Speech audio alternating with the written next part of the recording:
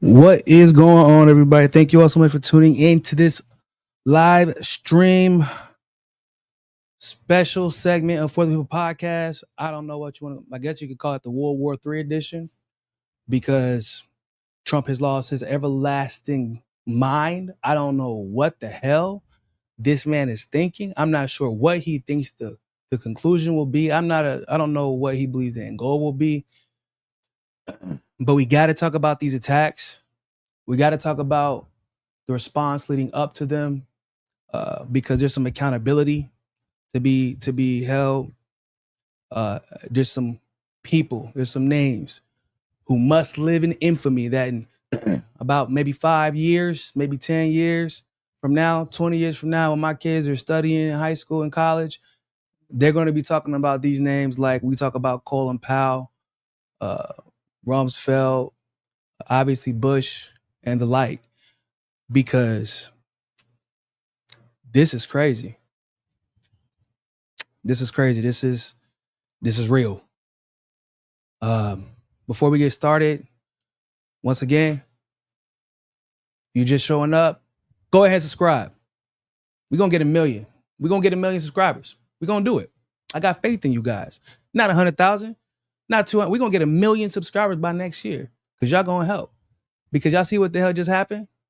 Y'all see what happens when we don't have independent media who has the same voice and the same reach as these mainstream media pundits or mainstream media pundits who become independent but aren't really independent. They just switch their show from cable news to YouTube because they make more money that way. Y'all gonna help. Y'all gonna help us get to 1 million. If you just got here, get help. Subscribe. It don't cost nothing to subscribe. Not a damn thing. Nothing to subscribe. You can subscribe right now. Like this video, share this video, and after we get done with the live stream, make sure you leave a comment because that helps as well. It helps us with the algorithm. We're gonna do some shout outs quickly, then get this show on the road. I know we're early, y'all. I know it's crazy, right? It's Sunday.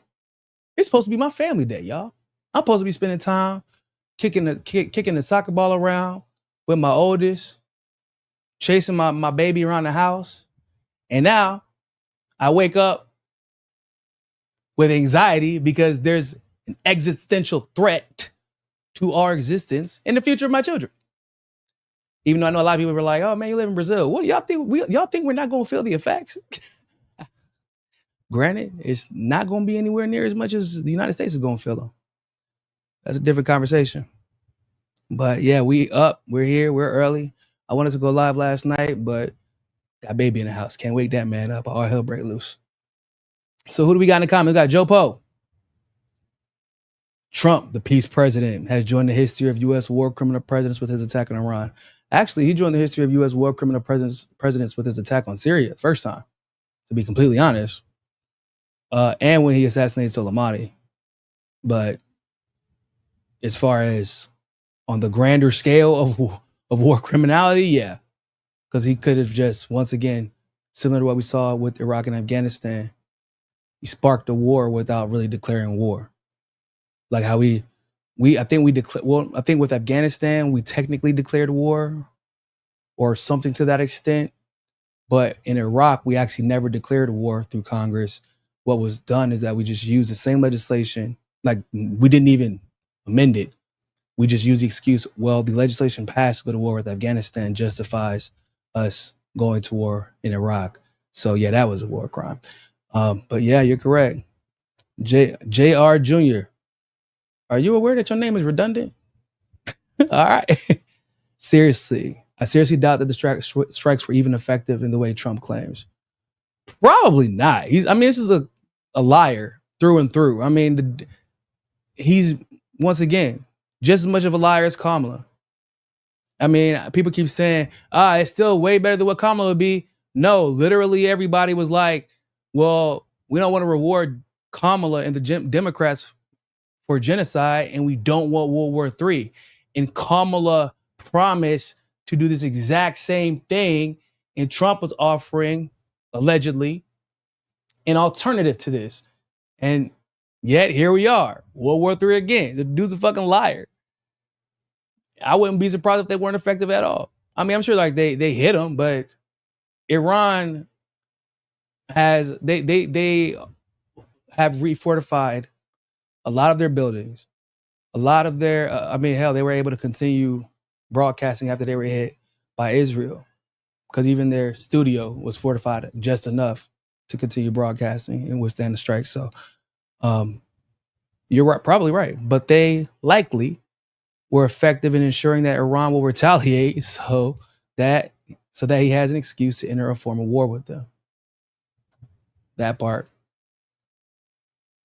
On condition of the Israelis interfering on Trump's behalf in our elections, both in 2016 and 2024, was attacking Iran. Trump has been compromised from the outset. Can't disagree with that. Y'all make sure y'all let us know in the chat where you are watching from. Right now, we're only live on YouTube and we are live on X. Man, so before we get started, I want to show y'all this hotspot video. Some of you might have seen it on YouTube, but on X, it went viral. Right now on X, this video, I posted a little bit over 20, well now, I guess it'll be a little bit over 48 hours ago. At 128,000 views. And I know my man's one of my biggest supporters. He calls me Niko Damas. And I will admit, at times it's a gift and a curse. And this is one of them situations where it was a curse because I knew it was coming. I could see it. You just, at some point, when you have to do, like with Hotspot, we do videos every day, as y'all know, especially during times like this. So you see a pattern forming.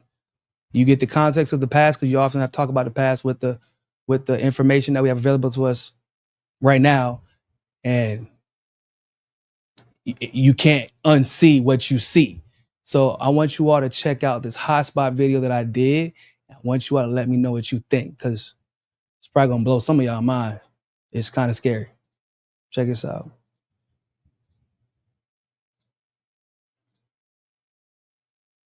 Yeah, 128,000 views so far.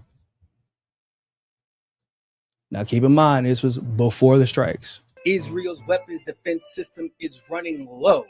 And yes, this means that they are losing the war, but it also means everything is going exactly according to plan. So you guys remember a few months back, whenever Israel decided to assassinate a few Iranian officials in Syria, Iran retaliated with a significant barrage that required not only Israel's missile defense system, but missile defense systems from their allies to engage, and it significantly depleted their ability to defend themselves going forward. And this isn't like Call of Duty where you can just respawn a missile. And it turns out that Netanyahu decided to have the bright idea to attack the most powerful country in Southeast Asia before he re-upped his supply. And according to Israel and the United States, Israel only has about 10 or 12 days left to use these missiles in the Iron Dome to defend itself against Iranian strikes.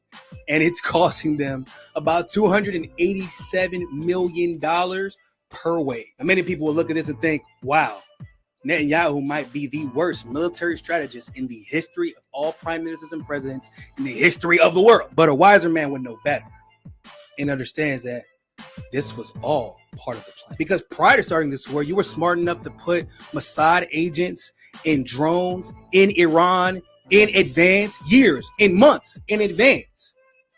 But you weren't smart enough to re-up your own missile defense system in your own country. You were smart enough to make flight plans to Greece to protect yourself before starting this war, but you weren't smart enough to re-up the missile defense system in your own country. And then after knowing that you didn't rearm the missile defense system in your own country, you then tell all Israeli civilians that they can't leave the country, even though your missile defense systems are wearing thin and they are basically sitting ducks, or as Zionists would like to refer to them, human shields. Now, less ability to defend themselves means that they have more casualties. The more casualties they have, the more justification they can present to the United States and its citizens for the U.S. entering the war on their behalf. And let's keep it real. Pretending that they're victims, even creating circumstances in which they become the victims, is how they've always gotten the U.S. to do their dirty work. So why would this war be any different? And of course, U.S. Zionists in on the plan because an email linked with all of the talking points U.S. officials want these neocons to use to justify going to war on behalf of Israel with Iran. And let's keep it real. It's not like the U.S. hasn't had plenty of time to rearm Israel. I mean, after October 7th, the U.S. was able to send troops and ammunitions immediately to Israel the moment they needed it. So any delays in the shipment of these missiles for the Iron Dome were clearly strategic. So yes, ladies and gentlemen, what we are witnessing is true. Iran is busting Israel's ass, but it's very likely that Netanyahu had planned on Iran initially busting their ass, because if they were able to fend for themselves, there would be no way that they could gather enough support from the citizens of the U.S. to greenlight Trump going into this war without any potential political backlash. And Netanyahu is so determined to get the United States involved, he is using his entire country as a sacrificial lamb just to further his agenda. By purposely self-sabotaging the missile defense system he put in residential neighborhoods and near hospitals. Boy, it must really suck to be Israeli right now. Because I'm going to tell you like this, we ain't going. We can't help you. We ain't responding to emails. You knock on the door. I don't care if you a recruit. We ain't going. I'm sorry, y'all on your own, dog, man. But like, thoughts and prayers. Oh, no, just kidding. I don't got no more thoughts and prayers left. Use all those up defending the Palestinians that y'all have been genociding for the last 2 years. So. Now, ladies and gentlemen, I want you to think about that hotspot video I did in the context of what just took place last night. I literally said, yeah, Israel's losing. Yes, their defense system is depleted. The Iron Dome, or rather at this point, the paper dome, is collapsing. Israel came out and admitted they only had 10 to 12 days to resist the waves of Iran's missile strikes until they can no longer resist them. And I specifically said, although all of that might be true, it is literally according to the plan, which was the main takeaway. Iran is winning.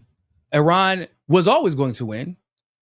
I've made it very clear time and time and time again with various examples in more ways than I can count, in more streams than I can count, in more years than I can remember. I don't know how long I've been talking about Iran because everybody had this idea that Iran was somehow this underdeveloped nation that doesn't have the capacity to defend itself. And I'm like, I don't know where you are getting this idea from.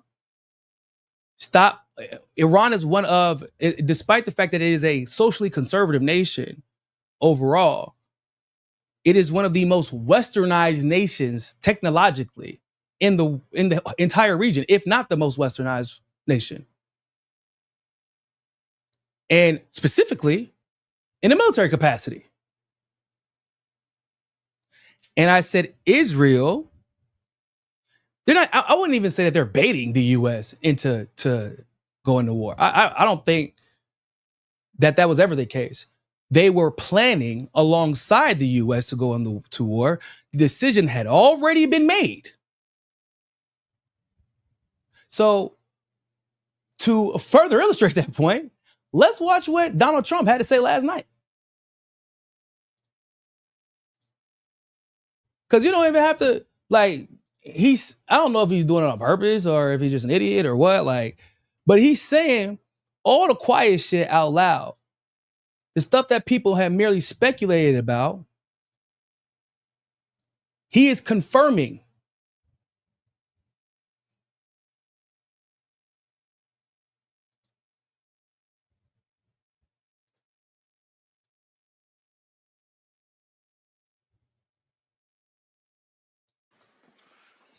Thank you very much. A short time ago, the U.S. military carried out massive precision strikes on the 3 key nuclear facilities in the Iranian regime, Fordow, Natanz, and Esfahan. Everybody heard those names for years as they built this horribly destructive enterprise. Our objective was the destruction of Iran's nuclear enrichment capacity and a stop to the nuclear threat posed by the world's #1 state sponsor of terror. Tonight, I can report to the world that the #1 state sponsor of terror. I can't believe this man had the audacity as the sitting U.S. president to make the claim that Iran is actually the #1 state sponsor of terror, when Iran is actually known for destroying terror. Like, they are literally the terror squad. That was what Soleimani, the general that Trump assassinated, is what he was known for. But all right, I guess Trump doesn't like terrorists now. He was just praising the literal terrorist dictator president in Syria just weeks and months ago. But now he doesn't like terrorists. It's weird. I don't know. strikes were a spectacular military success. Iran's key nuclear enrichment facilities have been completely and totally obliterated. Iran, the bully of the Middle East, must now make peace. If they do not, future attacks will be far greater and a lot easier. For 40 years, Iran has been saying death to America, death to Israel. They have been killing our people, blowing off their arms, blowing off their legs with roadside bombs. That was their specialty. We lost over 1,000 people and hundreds of thousands. I need y'all to understand something. I need y'all to understand this. That's not true. Iran itself, the state, has never killed an American. Now, you can make an argument that there have been like militia groups that Iran has funded in, like, Iraq, for example, that have gone toe-to-toe with Americans, or funded in Syria, for example, that have gone toe-to-toe with Americans. But see, here's the problem. If an American found themselves on the other side of an Iranian militia group, it would be because that Iranian militia group was there to fight back terrorists, whether it be to help Iraq or Syria or Lebanon. They were there to fight back terrorists, and that would mean that Americans were on the wrong side. I mean, hell, of course you were on the wrong side, because what the hell were you doing there? You're like, oh, they blew off arms and legs and car bombs. Why were y'all there exactly? Why were we, wherever the hell this happened at, why were we there? Secondly, it wasn't Iranian militia groups who blew off legs and arms with car bombs. That was Al-Qaeda. That was ISIS. And those were groups that we created. Not we, but the United States government. Those are terrorist organizations that the United States government sponsored and created. Everybody seems to forget that. The IEDs that were eventually used to kill our soldiers in Iraq and Afghanistan, same places we weren't supposed to be at, but ended up at anyway, on behalf of Israel, again, under false pretext of WMDs, again. Those IEDs stands for improvised explosive device. Do you know who taught Al-Qaeda how to make IEDs? Go ahead and take a wild guess. Little trivia question for you. It was us. It was the United States. They learned how to make these IEDs that were then used against U.S. soldiers from the United States soldiers. He is lying. And to make it worse, how the audacity for him to make that statement as Mossad agents embedded in Iran, quite literally use car bombs to attack Iranian civilians when they claimed that they were only attacking Iran for what? To destroy the nuclear facilities, even though there is no nuclear facility in Tehran. They have research center, but they don't have like a nuclear facility there. They're not enriching anything there. It's all outside that city. But for some reason, they got to attack Tehran. He's lying straight to through his teeth. And the fact that there is anybody defending this man when they know he's lying is insane to me. Because it's like the most obvious lies. You don't even have to go that far back to confirm that he's lying. Thousands throughout the Middle East and around the world have died as a direct result of their hate. In particular, so many were killed by their general, Qasem Soleimani. I decided a long time ago that I would not let this happen. It will not continue. I heard that. That's the kicker. Did y'all hear that? He decided a long time ago he would not allow this to continue. He decided a long time ago he would not allow this to continue. Hold on. So what you're telling me is that 2-week grace period that you literally just discussed not even 2 days ago was bullshit. Like I said,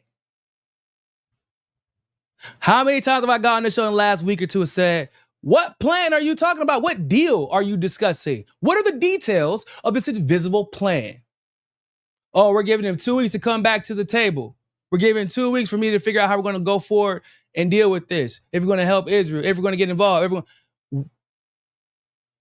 What? What deal? What are you offering them? And why would you think they would make a deal while they're in the middle of being attacked? Especially when they made it clear they're not going to make a deal with anybody while Israel is trying to bomb them to death. He said it. I decided a long time ago. Now, if you remember the hotspot, I also did last week, I believe. I said, what? He attacked Soleimani and everybody kind of just like took it as a one-off. It wasn't a one-off.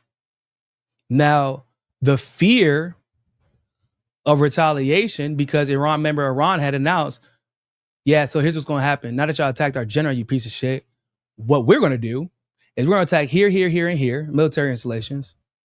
We're going to warn you in advance so you can clear out those bases. And if you retaliate, we got something for that ass. And Trump backed off. But understand, killing Soleimani was because of how, these generals are really good, obviously. If you can collaborate and orchestrate militias around the region to fight terrorism as effectively as Soleimani did, that's a hard general to replace. They knew that. They knew that there was no chance of successfully conducting a regime change war as long as Soleimani was a general, because he did not only have the ability to organize the actual military of Iran, but the militia in the areas that the United States would need to occupy in order to successfully conduct that regime change. Not just the United States, but Israel. In fact, I would make an argument that the only reason this took so long, ladies and gentlemen, is because Biden won. I know that sounds weird as hell, but Biden and Obama were actually a little squeamish when it came to regime change in Iran. They didn't like Iran. They're Democrats. They're also warmongers. But when it came to Obama, he was so focused on Libya and Syria. He's like, ain't no way while they're still fighting these other wars, right? We hadn't pulled out of Iraq. We hadn't pulled out of Afghanistan. So he was so busy about he was so worried about Libya and Syria. Like, nah, we can't. Ain't no way in hell. And the things that were going on in Eastern Europe, right? Maidan coup, et cetera, et cetera. Crimea, he's like, we can't do this. Biden gets in. Yeah, with the situation with Russia, we're going to overextend ourselves. I can give you Assyria. I can handle Assyria for you.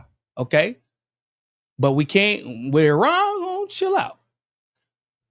The plan was for Trump to see the Iranian regime change all the way through, but he lost the election. Once again, we know for a fact Mossad agents have been embedded for months, if not years. And I'm going to go with years because this is the Mossad. We know for a fact they had buildings where they were building drones, preparing for this very moment. Car bombs ready to be deployed the moment this war broke out. And Trump is here saying, I decided a long time ago. In other words, you're talking out of both sides of your neck because you got the audacity to say you've been waiting for Iran to sit down at the table and come up with a deal that they would only need to make because you put out of the JCPOA.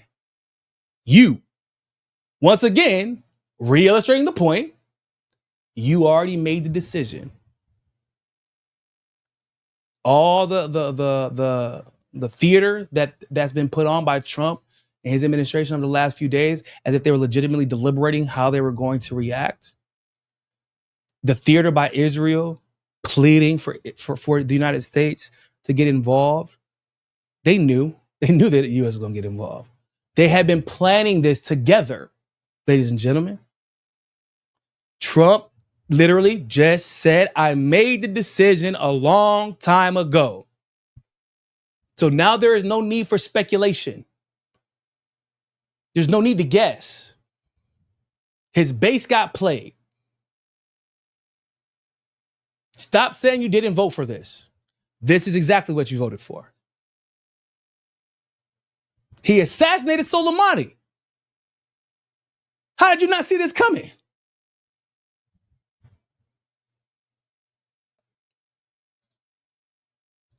I want to thank and congratulate Prime Minister Bibi Netanyahu.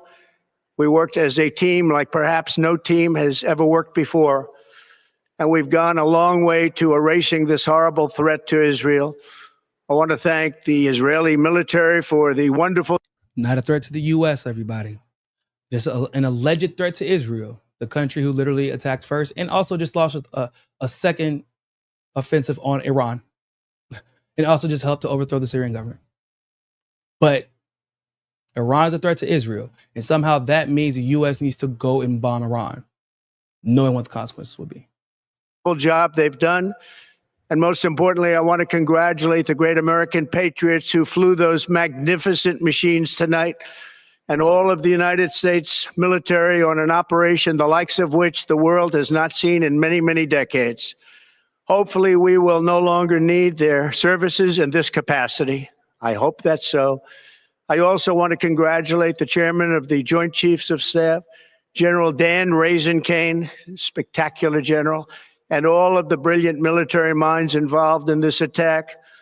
With all of that being said, this cannot continue. There will be either peace or there will be tragedy for Iran far greater than we have witnessed over the last 8 days. Remember, this cannot, okay, ladies and gentlemen, I need y'all to answer this for me because maybe I'm confused. What cannot continue?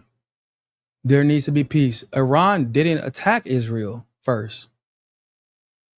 Iran probably, even after they had been made aware that you guys were playing them and never actually intended on doing a deal with them, and that you were merely putting up a ruse to help them lower their defenses in preparation for Israel to attack them, they still didn't attack the U.S. And you're like, this cannot continue. We have to have peace. As if the ball is in their court.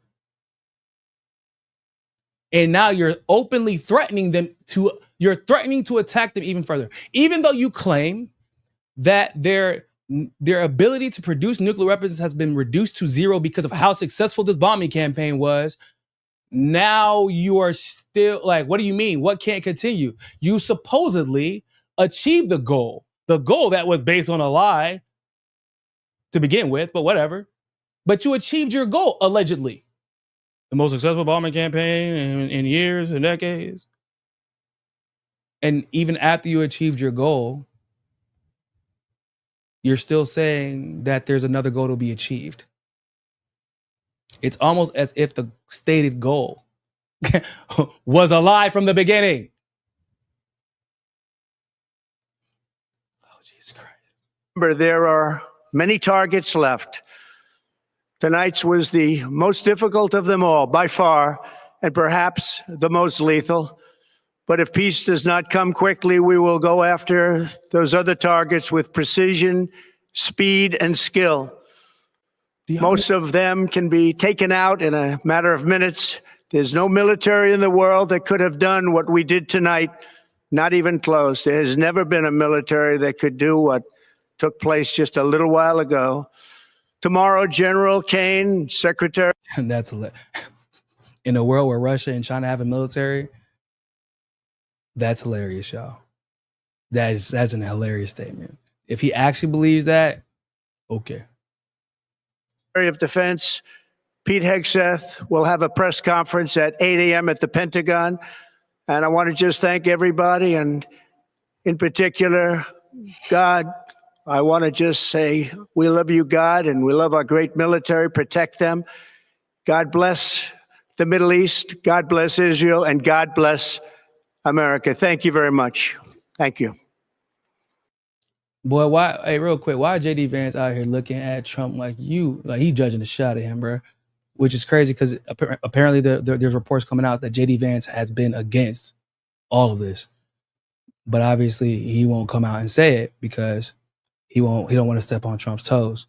There's been a few things, which is kind of weird, I guess, because I expected JDvance to actually be a worse version of Trump as VP, and I don't know if he's just faking the funk. But in that private text on Signal, JDvance didn't know that shit was going to be leaked, and his opposition to engaging the Houthis was clear, right?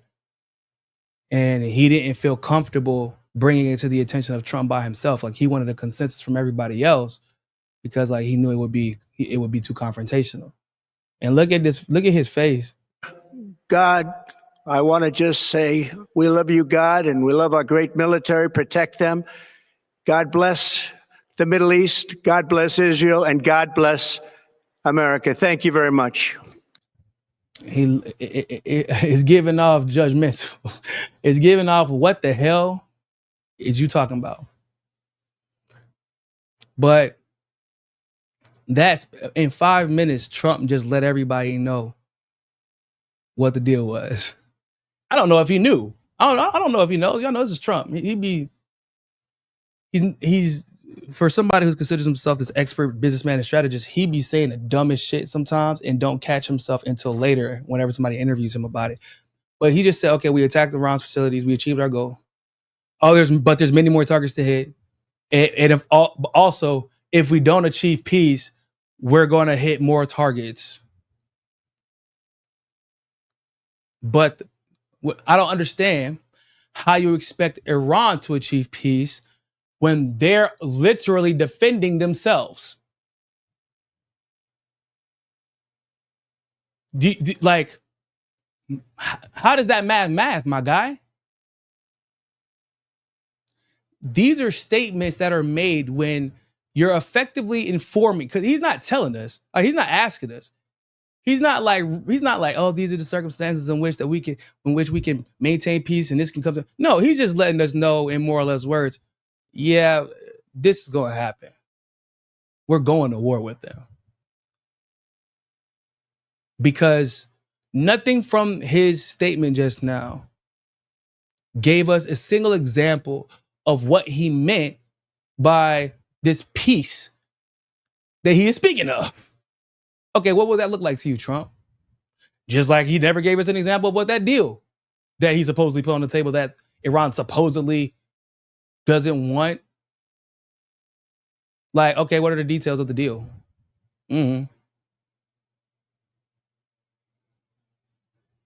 Bro, this is scary.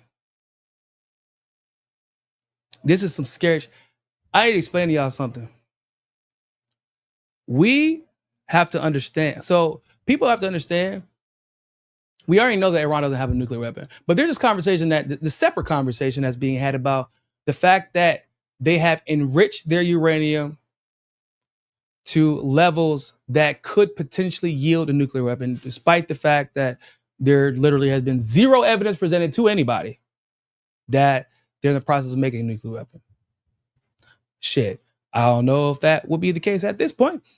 Pretty sure that they're considering that option. But at first, before Trump pulled the U.S. out of the JCPOA, they were not enriching uranium to levels higher than what would be considered normal. However, a lot in the world has changed since then. And specifically regarding Iran, they were put in a unique situation because of Trump. So I need y'all to remember that when they put out the JCPOA, as I said on the show with David and Nick, when they put out a JCPOA, Iran actually gave the U.S. a whole ass year to reconsider. Like they're like, bro, we didn't break any rules. Even the EU said we didn't break any rules. Even the UN inspectors said we didn't break any rules. What are you doing? Maybe you just need some time to relax, think about this, take your medicine. We'll come back to the table and we'll even play nice for the time being. You know what Trump decided to do instead? He decided to sanction them. He sanctioned Iran for rules they didn't break. So people don't know, because it's not oftentimes discussed, that actually significantly impacted their oil industry, the industry that they use to make the majority of their money. Their economy was hurt. And specifically, their energy sector, because of the JCPOA, they were already, not using as much nuclear energy as they would be if they weren't trying to maintain compliance with JCPOA. So that was the one. Then their oil industry, which they were like, okay, I guess we can comply with the JCPOA and our economy won't get that hurt as long as they're not sanctioning us and we can still move our oil freely and sell it how we feel like, et cetera, et cetera.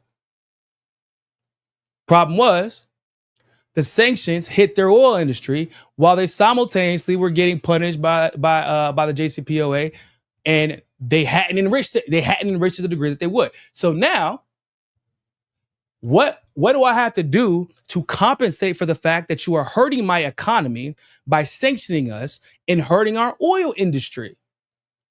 Because I still have to provide I have to provide power, and I have to maintain my economy against Trump's soft power aggression.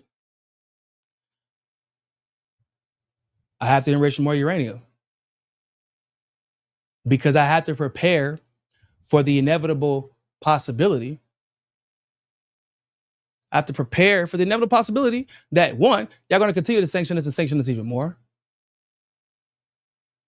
Two, there could be a long-term effect if our oil industry has not come back up to speed because of you guys, and we still have to provide power to our country. Not to mention, as we're watching the world convert to alternative fuel, alternative energy via electric cars and lithium, Iran has to play catch up, and they had to play catch up in a short amount of time. So they enriched a bunch of uranium really fast.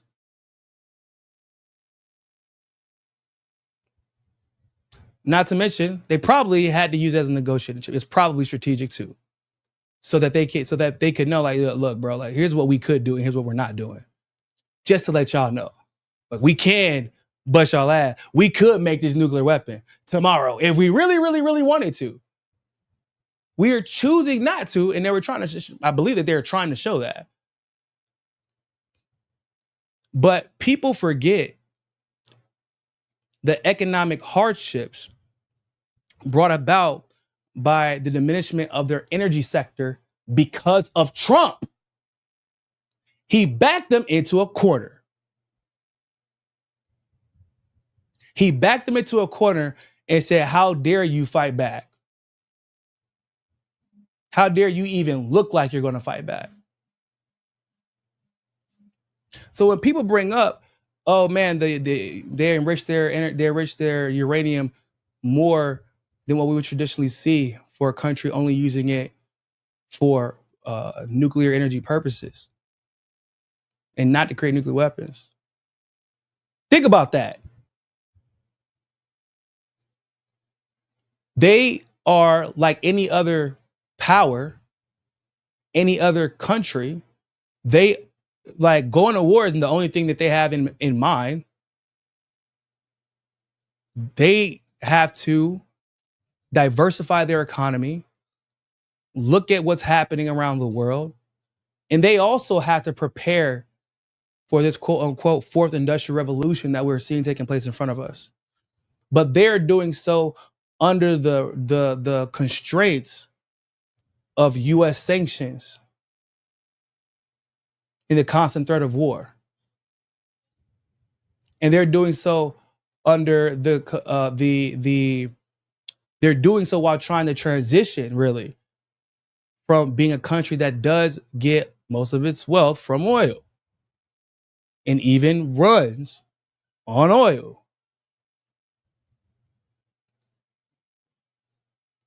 So it easily, like, I know everybody's talking about this uranium because I'm assuming it's because of the talking points, it's because of the propaganda. We keep talking about it solely in the context of weapons. Like, that's the only reason a country would enrich uranium. That's not the only reason a country would enrich uranium.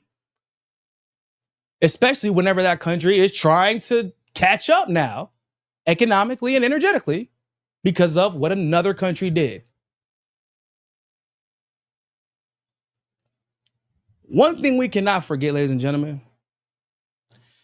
is some of the clown ass, two-faced, duplicitous, feckless traitors participating in the propaganda in the lead up to this. One of those being Tulsi fucking Gabbard. She might be the worst. As the DNI, as the person who claims this whole time, she claimed that she's anti-war, as previously being one of the biggest critics of the intelligence community for their constant and regular tendencies to lie in order to manufacture consent. Remember, that's what she used to talk about at one point. That was like her bread and butter. Remember, she was talking about we can talk with our allies. So what if we have different interests? That does not mean we have to go to war with them. We have to be willing to talk to our adversaries in order to pursue any avenue of peace that may be available to us. Remember how she used to talk like that? Yeah, she is full of shit. She was always full of shit. She might be the worst careerist that we have ever seen. And that says something in a world where both AOC and Bernie Sanders exist. But it's watching you literally try to rip a person down. Didn't she call Trump? She called Trump Saudi Arabia's bitch. I mean, she ripped Trump for attacking Syria with that airstrike, especially doing so without congressional approval because she was in Congress at the time. She was the one who told the world that Iran was not close and not even pursuing nuclear weapons. And because, like, I don't know if like her ego kicked in, if Trump made a phone call to her or whatever, She had the audacity to go to Twitter and try and backtrack what she said about the nuclear weapons. Instead of being like, nah, bro, excuse me, no, I'm the DNI. I'm the Director of National Intelligence. In other words, the intelligence Trump receives is from me, not the other way around. He cannot care about what I have to say, and that would be foolish for him to not care because I'm the Director of National Intelligence. And don't get it twisted. Tulsi's old Islamophobic ass, if she had a reason and a justification to believe, any proof whatsoever, to believe Iran was making nuclear weapons, she would be the first one. She would be the first one to jump at the opportunity to tell the world. Because if anything, at this point, the world knows Tulsi is always looking for a fucking reason to take pop shots at Muslims. And instead of standing on her word, instead of responding to Trump's comments in kind, the disrespect that he showed to her as the Director of National Intelligence in kind, she joined the ass-kissing crew. She says, from her DNI account, the dishonest media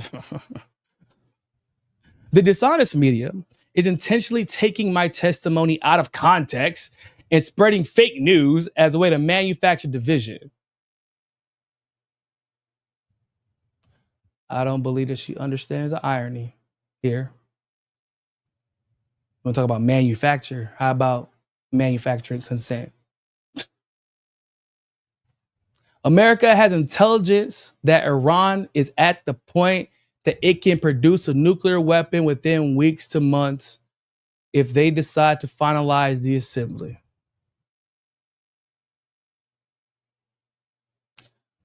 President Trump has been clear that can't happen, and I agree. President Trump pulled my leash and told me that I better agree with him, or we can't be friends anymore. And that's bad for my career. And what's wild about this, so she posted this statement, and you would think that the video that I'm about to show y'all somehow matches the statement. Let's check out the video. Iran continues to seek expansion of its influence in the Middle East, despite the degradation to its proxies and defenses during the Gaza conflict. Iran has developed and maintains ballistic missiles, cruise missiles, and UAVs, including systems capable of striking U.S. targets and allies in the region. Tehran has shown a willingness to use these weapons, including during a 2020 attack on U.S. forces in Iraq and in attacks against Israel in April and October 2024. Iran's cyber operations and capabilities also present a serious threat to U.S. networks and data. The IC continues to... Man, it's crazy. I don't know how both of these can be true. I don't know how they keep pretending Iran's this third world country that isn't capable of anything, and then they're also simultaneously the biggest threat and have all the military capabilities to not only attack Israel, but they can coordinate attacks from anywhere in the region. It's like they're all the things that I say that everybody pretends like it's crazy. Like, I've been saying this. Like, that's why we won't attack them directly. That is why we will not put boots on the ground to engage them, because not we, but the United States, the U.S. military, the Joint Chiefs of Staff, the president, they're terrified of Iran. Because they're like, we might say they can't do shit, and we might say that we're more advanced, and we might say this and that. But in reality, they're like, they got cyber. They have cyberware that we got to be privy to. We have to be conscious of their ability to attack military installations on a dime all over the Middle East. Like, they're really coordinated. That's weird because y'all told us that they're not a problem. They're not a threat. Like, they're a third world country and they're so far behind and they're underdeveloped. Like, which one is it? But the fact that they're that much of a threat is the threat. It's not that they're a threat because they are willing to go on the offensive. They're a threat because anytime Israel or the United States or its terrorist allies try to go on the offensive. Iran has the ability to defend itself, and they have the ability to defend other countries when needed. They have the ability to defend its neighborhood. That's what makes them a threat. Assess that Iran is not building a nuclear weapon, and Supreme Leader continues to assess that Iran is not building a nuclear weapon. Operations and capabilities also present a serious threat to U.S. networks and data. The IC continues to assess that Iran is not building a nuclear weapon, and Supreme Leader Khamenei has not authorized the nuclear weapons program that he suspended in 2003. The IC continues to monitor closely if Tehran decides to reauthorize its nuclear weapons program. In the past year, we've seen an erosion of a decades-long taboo in Iran on discussing nuclear weapons in public, likely emboldening nuclear weapons advocates within Iran's decision-making apparatus. Iran's enriched uranium stockpile is at its highest levels and is unprecedented for a state without nuclear weapons. Iran will likely continue efforts to counter Israel and press for U.S. military withdrawal from the region by aiding. Counter Israel. Like, nobody, do you see that what I meant by the gaslighting in that tweet is literally unfathomable. It's unconscionable because the two things she says, they don't have nuclear weapons. We continue to assert they don't have nuclear weapons. There's no intention on making nuclear weapons. And they continue to counter Israel, not initiate, but counter Israel. In other words, if Israel did not give them anything to counter, Iran would not have to react. So what are you talking about in your tweet? What are you talking about? Your tweet doesn't even match your video. Why would you even post this? Arming and helping to reconstitute its loose consortium of like-minded terrorists and militant actors, which it refers to as its axis of resistance. Although weakened, this collection of actors still presents a wide range of threats, including to Israel's population, U.S. forces deployed in Iraq and Syria, and to U.S. and international military and commercial shipping and transit. Yeah. Okay. Once again, how does her tweet match that testimony? She's saying the media is lying. The fake media. And what's crazy is she's saying like the fake media, the mainstream media, funny enough, really hadn't been coming after her. They said they literally just quoted what she said. It wasn't like they were, because we know CNN, Fox News, they've been on the side of going to war with Iran since the jump. So it's not like they were arguing with her. They just quoted what she said. Now, us, independent media, we were like, yeah, she said this, and Trump attacked her for it. Well, not attacked her, but basically was like, yeah, I don't really care. Her expertise, her position, her knowledge, what she literally testified in front of Congress and in front of the whole world matters nothing to me. And her response to that is, I'm sorry, Zaddy. I didn't mean to embarrass you like that. Let me go ahead and get on Twitter and correct that for you. And I'm going to correct it by writing a tweet that does not match my testimony because the testimony is exactly the same. Tulsi, you are a coward.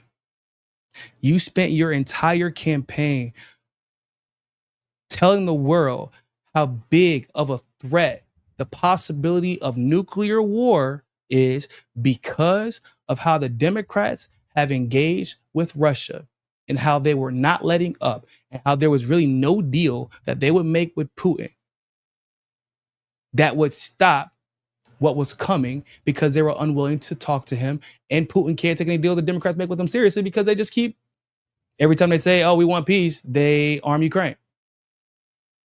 They want peace, but they overthrow the Ukrainian government. We want peace, but they claim Putin committed election fraud and somehow stole the election for Trump. You said that. You were consciously aware of the realities of a nuclear war or a World War III popping off, specifically because of what was happening with Russia and how the intelligence community was lying about it to manufacture consent. And your duplicitous, two-faced careerist ass becomes a DNI, where you actually have the power to at least be the voice of reason in a world where everyone else is lying to push for this war. And the moment you receive pushback from Daddy Trump, you immediately default to what you always default to. Shit, how could this hurt my career? Let me go ahead and fix this. Let me go ahead. I don't want to make Daddy Trump upset.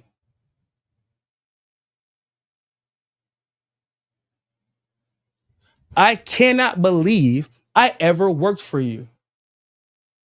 I can't believe I got in my car and drove hours because I thought that you had any interest in preventing World War III. And here you are literally ensuring that it happens. When you attack Bernie for not going hard enough against Russiagate, for not being anti-war enough, when you attack AOC for the same reason, attack Democrats for the same reason, said, I can't get down with these Democrats anymore because they don't stand for what I stand for. You switch to Republicans pretending it was because of these values of being anti-war, pro-peace, being willing to discuss peace and have conversations with your adversaries and negotiate. And then you go and become the worst version of a neocon. You could have just fucking stayed a Democrat. You could have, to do this, you could have just stayed a Democrat. But instead, you're like, man, let me just talk about how much I hate trans people real quick, how much I hate Muslims, and get a job. I'm a Republican now, yay.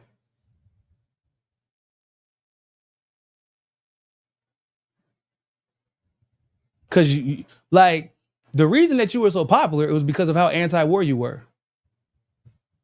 Even with some of your views, people were willing to give you grace specifically because you were anti-war.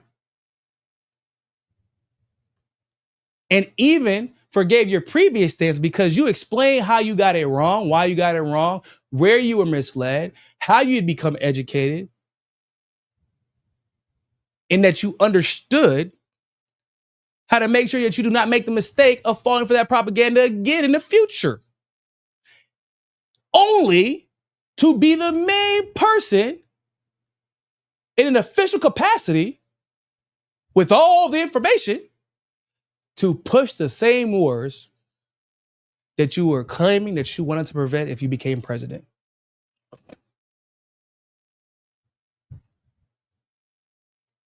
That is shameful.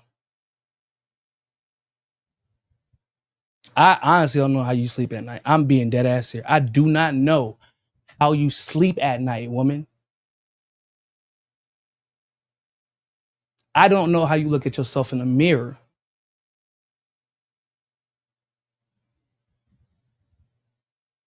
I'm dead. I'm so serious. I don't know how you look at the friends you had back in the day. Well, obviously, you probably don't even have them anymore. Because that's what you do. You switch friends based off of your career path. So you probably have new friends now, right? And in 5 years, when you pretend like you didn't advocate for this war, you'll have a different set of friends. As long as it's convenient for your career. But I'll tell you this, I hope you don't run for anything because, yeah, that shit's out the window. Because this will be the moment in your career that everybody will remember. The woman who called Trump Saudi Arabia's bitch, who then decided to work for Donald Trump, literally tucked her tail between her fucking legs the moment Trump challenged her and her intelligence community while she was the director of national intelligence. Knowing all the lies it would cause. You are, I don't know if she's still in the military, but she's not long removed. And you know, it's your brothers and sisters in arms that are about to get sent to the fucking slaughterhouse. Only for you to talk about their sacrifices and how sad you are. And we're gonna see tweets from you. Oh, rest in peace, Sergeant so-and-so, Colonel so-and-so. No, you don't get to say that. Because it's your fucking fault. It's your fault they're dead.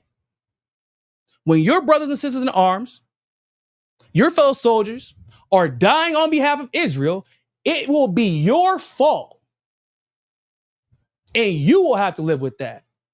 And what's even crazier is how, because I'm pretty sure she's not allowed to be in the military anymore because she's obviously actively serving full time as a DNI. So what's crazy about this is that the moment that you can't be sent to fight in this particular war, all of a sudden you gung-ho about World War III when your life isn't under threat. That's crazy. Now it's shit. I mean, I was anti-war whenever I was getting shot at, but now that I'm not getting shot at anymore, yeah, bring it on. Let's check out some of these super chats. Have you heard the song called Boom Boom Tel Aviv written by a racist? It's the only good thing to come from it. I have not, but I'm probably going to check it out. I might do a little ditty to it. Eric, what's going on, man? With Palantir, it's a public-private partnership war. It ain't even that private anymore. I mean, was it Alex? Hold on. I just retweeted this tweet that I put out. I randomly was reading an article. I was looking up something about Alex Karp and I saw this. I'll show you right now. Look. Remember last year in 2024 when Alex Karp, CEO of Palantir, predicted that the U.S. would fight a 3-war front against Iran, China, and Russia. The same Alex Karp who says it's Palantir's job to go after their enemies and kill them. He literally said that, by the way. And now Palantir is running the show, and Israel allegedly worked with the U.S. military advisors to plan the strikes on Iran. Here's the headline. The U.S. will very likely fight a 3-front war against Russia, China, and Iran. And what's happening as we speak, ladies and gentlemen. And what's crazy, too, is the fact that New York Times put out an article. We covered it on the show with David and Nick. New York Times put out an article saying how the U.S. attacking Iran will weaken China. I'm dead serious. They're already setting the stage for it. So, I don't even know if you can call it private anymore. It's pretty public. Idiocracy is looking good about now. Yeah, right. For real. Man, I'm just like, I can't deal with this. This Tulsi shit got me pissed. I'm livid. I mean, I've been livid. I've been pissed at her, and I'm like, yeah, you're a fucking coward. Like, but that, it's like this whole badass persona that you have been putting on for so long. Like, oh yeah, ain't nobody going. I'll stand up to anybody. I'll challenge anybody. Yeah, that shit dead. You ain't no badass. You're a punk. You are a punk. You got punked by Trump. You got punked by Trump so badly that you literally put up a tweet trying to claim that everybody else is lying, only to post the same video claiming the exact same shit, proving that everybody else wasn't lying. Just so you can ingratiate yourself with him again. Like, because you didn't want to be embarrassed by him. To protect your career. But I keep telling y'all, Trump economy will not last forever. It will not last forever.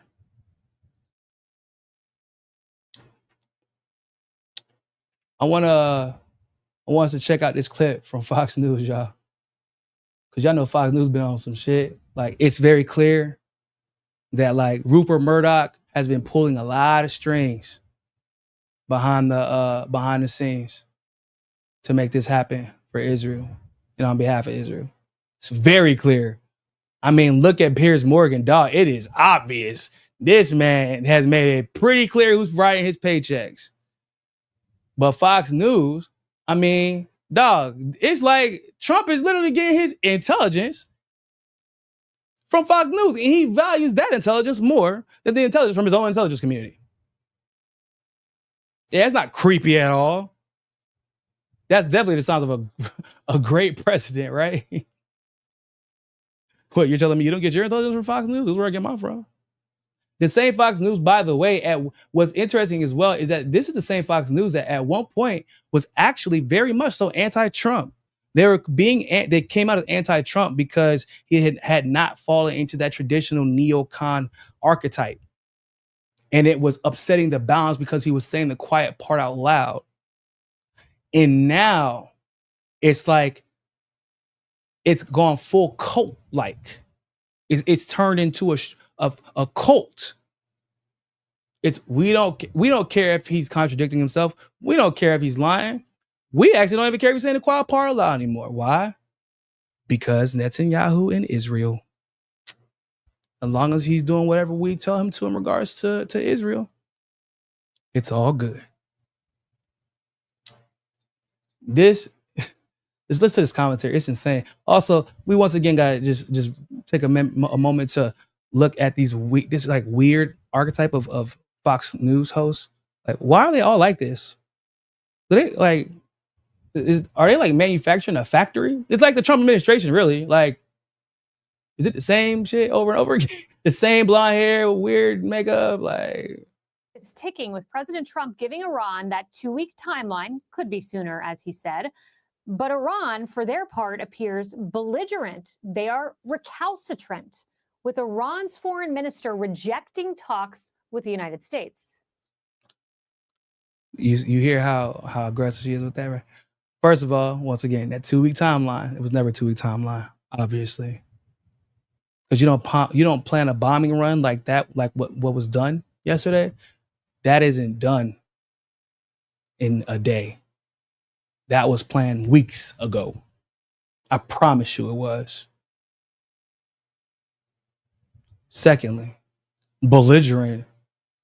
Bro, I don't know how you can belligerently defend yourself. Like, I'm just trying to defend myself, dog. But Iran is belligerent for defending themselves against an offensive that Israel started. Okay. We are not seeking negotiations. It is the Americans who want talks. They've sent messages several times, very serious ones. But we made it explicitly clear to them that as long as this aggression and invasion continues, there's absolutely no room for talk or diplomacy. We are engaged in legitimate self-defense, and this defense will not stop under any circumstances.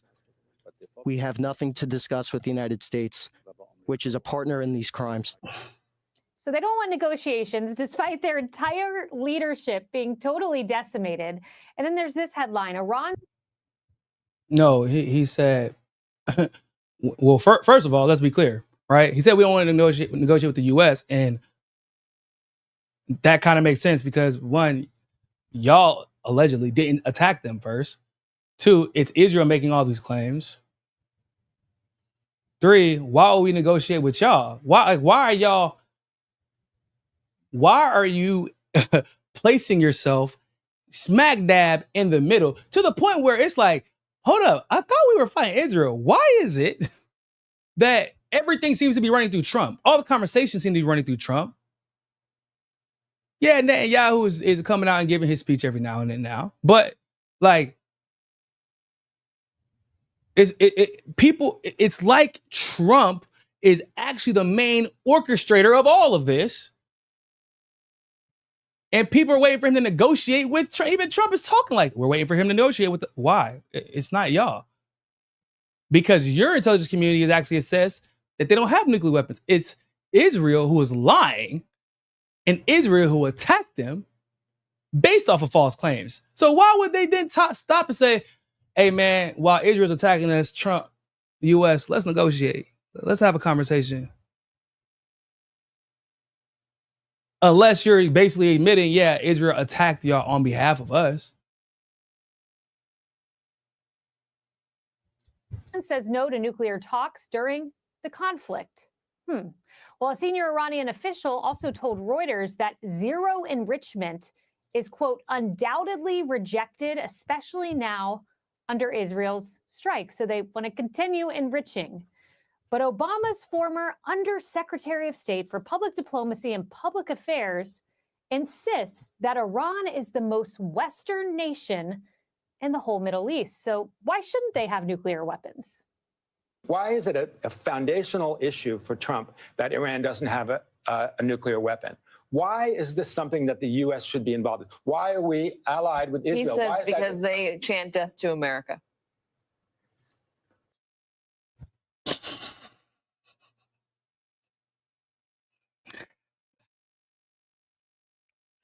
Listen, Iran might chant death to America, which, by the way, they would be perfectly justified in doing so, considering how many times we've overthrown their government and we've caused hell for them. But like, Israel has nukes and have officially killed more Americans than Iran ever has, considering the state of Iran has killed 0 Americans. By that logic, the U.S. should be attacking Iran. By that logic, the U.S. should be attacking Israel. But instead, they're obsessed with Iran, who might have a nuclear weapon, who says that to America, and might attack an American one day. Make it make sense, y'all. Like, you're trying to commit regime change and overthrow a country and start World War III because of what might happen. But then I'm like, okay, well, what about Israel, who does have a nuclear weapon, who is lying, who refuses the transparency that you are demanding from Iran, who's actually killed Americans multiple times, have killed British citizens, have killed EU citizens, committed false flags, have killed their own, committing a genocide, just attacked Lebanon. And you're like, man, but one day maybe Iran will do what Israel does. And that's what makes them dangerous, is that one day Iran might be Israel. It's like that weird idea. Like, I always talk about this idea that like white people in America have this latent fear that if opportunity were truly equal for Black Americans, that we would retaliate and react in this way that white people have over centuries, right? They're like, damn, what if they're like us? That means we aren't safe. But it's like, in reality, we just want y'all to leave us the fuck alone. We really don't, like, we're not trying to rely on we're not worried about that. I mean, we're worried about it, but in the sense of we want reconciliation and equity going forward. We're not about to retaliate. We're not these type of people. It's exactly like that. It's exactly like that. It's like, man, we're worried that, like, what if Iran is like Israel? That is the main argument we're hearing here, basically. Yeah, if Iran was like Israel, it would be a problem for y'all, for everybody who's an enemy of Iran, because they do have the capability to bust y'all ass. But once again, the fact that they haven't illustrates that they're not the danger. Because when you have the capability to bust somebody's ass and you choose not to do so, that demonstrates how powerful you actually are. Because you have the ability to restrain yourself and you have the willingness to restrain yourself, because you know that if you are tested to that degree, you can handle your own business. Israel reacts like, look, they got like this Napoleon complex, right? Start problems, run and hide behind Big Brother, and get their big brother to attack people, to prove how strong they are. Like, it's bizarre, bro. They chant death to America. I went to Iran in 2014. I was sitting at a rally. These young guys were chanting death to America. I had a minder I said, what are they saying? They're saying death to America. They finished the chant, and 2 young men came over and said, are you American? I said, yes. We want to welcome you to our country. We love American culture and love American movies. They wanted to talk about all these things. Iran is the most Western nation in the whole Middle East. We have much more in common with them than a lot of countries that we do have alliances with. That's very true. And that's something you hear often repeated by people who visit the country. When they say death to America, it's important for people to understand they're not talking about Americans. They're referring to the American government. They're referring to the American hegemony. They're referring to American imperialism. It's like whenever we, as Americans, criticize America, I'm not criticizing my brothers and sisters, my friends, my neighbors. I'm aware of I oftentimes get excited about the potential of America. When I just go out sometimes, have conversations with everyday people.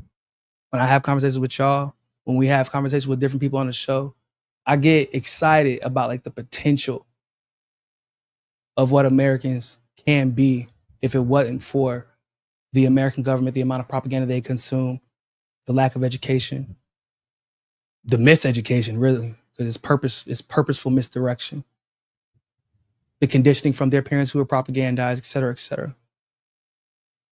I get excited when I think about it a lot of times. Like, damn, I look at my nephew, I look at my nieces, I look at my mom where she started as a maid at the innkeeper to what she became as a president of operations in her company without a college degree. Like everything my dad went through, overcame personally, and who he became at the end. I look at this movement of healing that we're seeing in the States, how parents are taking responsibility for themselves and being accountable when it comes to raising their kids and doing their best not to project their trauma that they experience onto their kids, and doing their best to remove the propaganda from the programming. Like making sure that if their kids learn something wrong in school, the parents are researching like, nah. Yeah, know it for your test, but that's not the truth. Like, we know our neighbors, for the most part, our friends, our family, are not the problem, even though they might sometimes demonstrate symptoms of the problem. We know when we criticize the U.S., we're talking about this government, because as much of a threat as the U.S. government can be and has been to countries like Iran, Iraq, Afghanistan, etc., our government is just as big of a threat to us. Our government would like to see us dead. Once again, the biggest thing that I think about as a parent living in Brazil is like, man, I've never once had to wake up and actually fear. Like when my 6-year-old or my 7-year-old goes to school, I have zero fear, 0.0000% fear that somebody is going to have a bad day, walk up in my kid's school and shoot it up.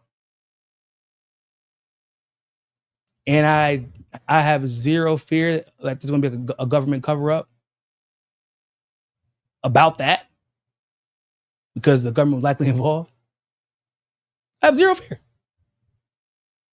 There are other things I might have, but like things like that, where the government's directly involved, I don't have any fear of that. The US, it doesn't matter where I send my kid to school. I would always have that fear that in a mall, I wouldn't be able to take my kid to a fucking movie in the US without the fear that somebody's having a bad day. Somehow he got a AK and just starts letting off rounds. And then there's the subsequent fear, being aware and conscious of how the government works and how our intelligence community works and what a patsy is and how MK Ultra works. Like there's the other fear of, and it probably was on purpose, and it's probably, and there's nothing we can do about it, and there will not really be anyone held accountable, at least not the people who are actually behind this. So whenever they're screaming death to America, what they're really saying is death to the imperialists, death to the empire. The same things that we actually want as Americans. That's what we want. And to pretend otherwise is a fucking lie. These conservatives, but they're screaming death to America. Bro, y'all be the main ones criticizing the government that they are criticizing. And all of a sudden, because it's them criticizing it instead of you criticizing it, now you're blind to all the criticism that you had of that same government. Was it not y'all that said that Trump was a peace president? Was it not y'all that said that this is the anti-war administration, that this administration was supposed to be different than the Biden administration? But Iran knew differently. They knew differently under this administration, under Biden, under Obama, under Bush.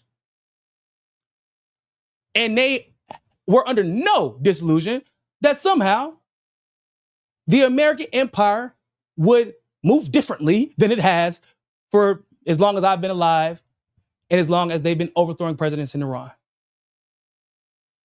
The difference between them is, yeah, it might be a little bit more aggressive when they say death to America, but they're consistent in their distrust of the U.S. government. It's y'all who are inconsistent. It's y'all who conveniently forget what y'all have fought against, what you were complaining about last election cycle, because your guy's in power and you don't want to upset your little clique, your limited hangout. You don't want to affect your bank account, your paycheck.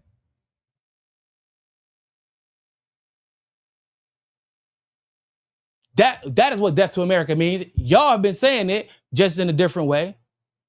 It's just that every 4 years, the group screaming it in the States, not literally saying death to America, but like whatever version of death to America, it might look like, whether it be the criticism of ICE, whether it be the criticism of the intelligence community, the corporatization of the US, the globalization, like all of that. There's various ways we say death to America. It's just that the group who says it switches every 4 years. That's it. But Iran and others are consistent because they're not subject to the circus that is the U.S. political election system that propagandizes you into believing that this America for the next 4 years will somehow be different than the America of the last 4 years.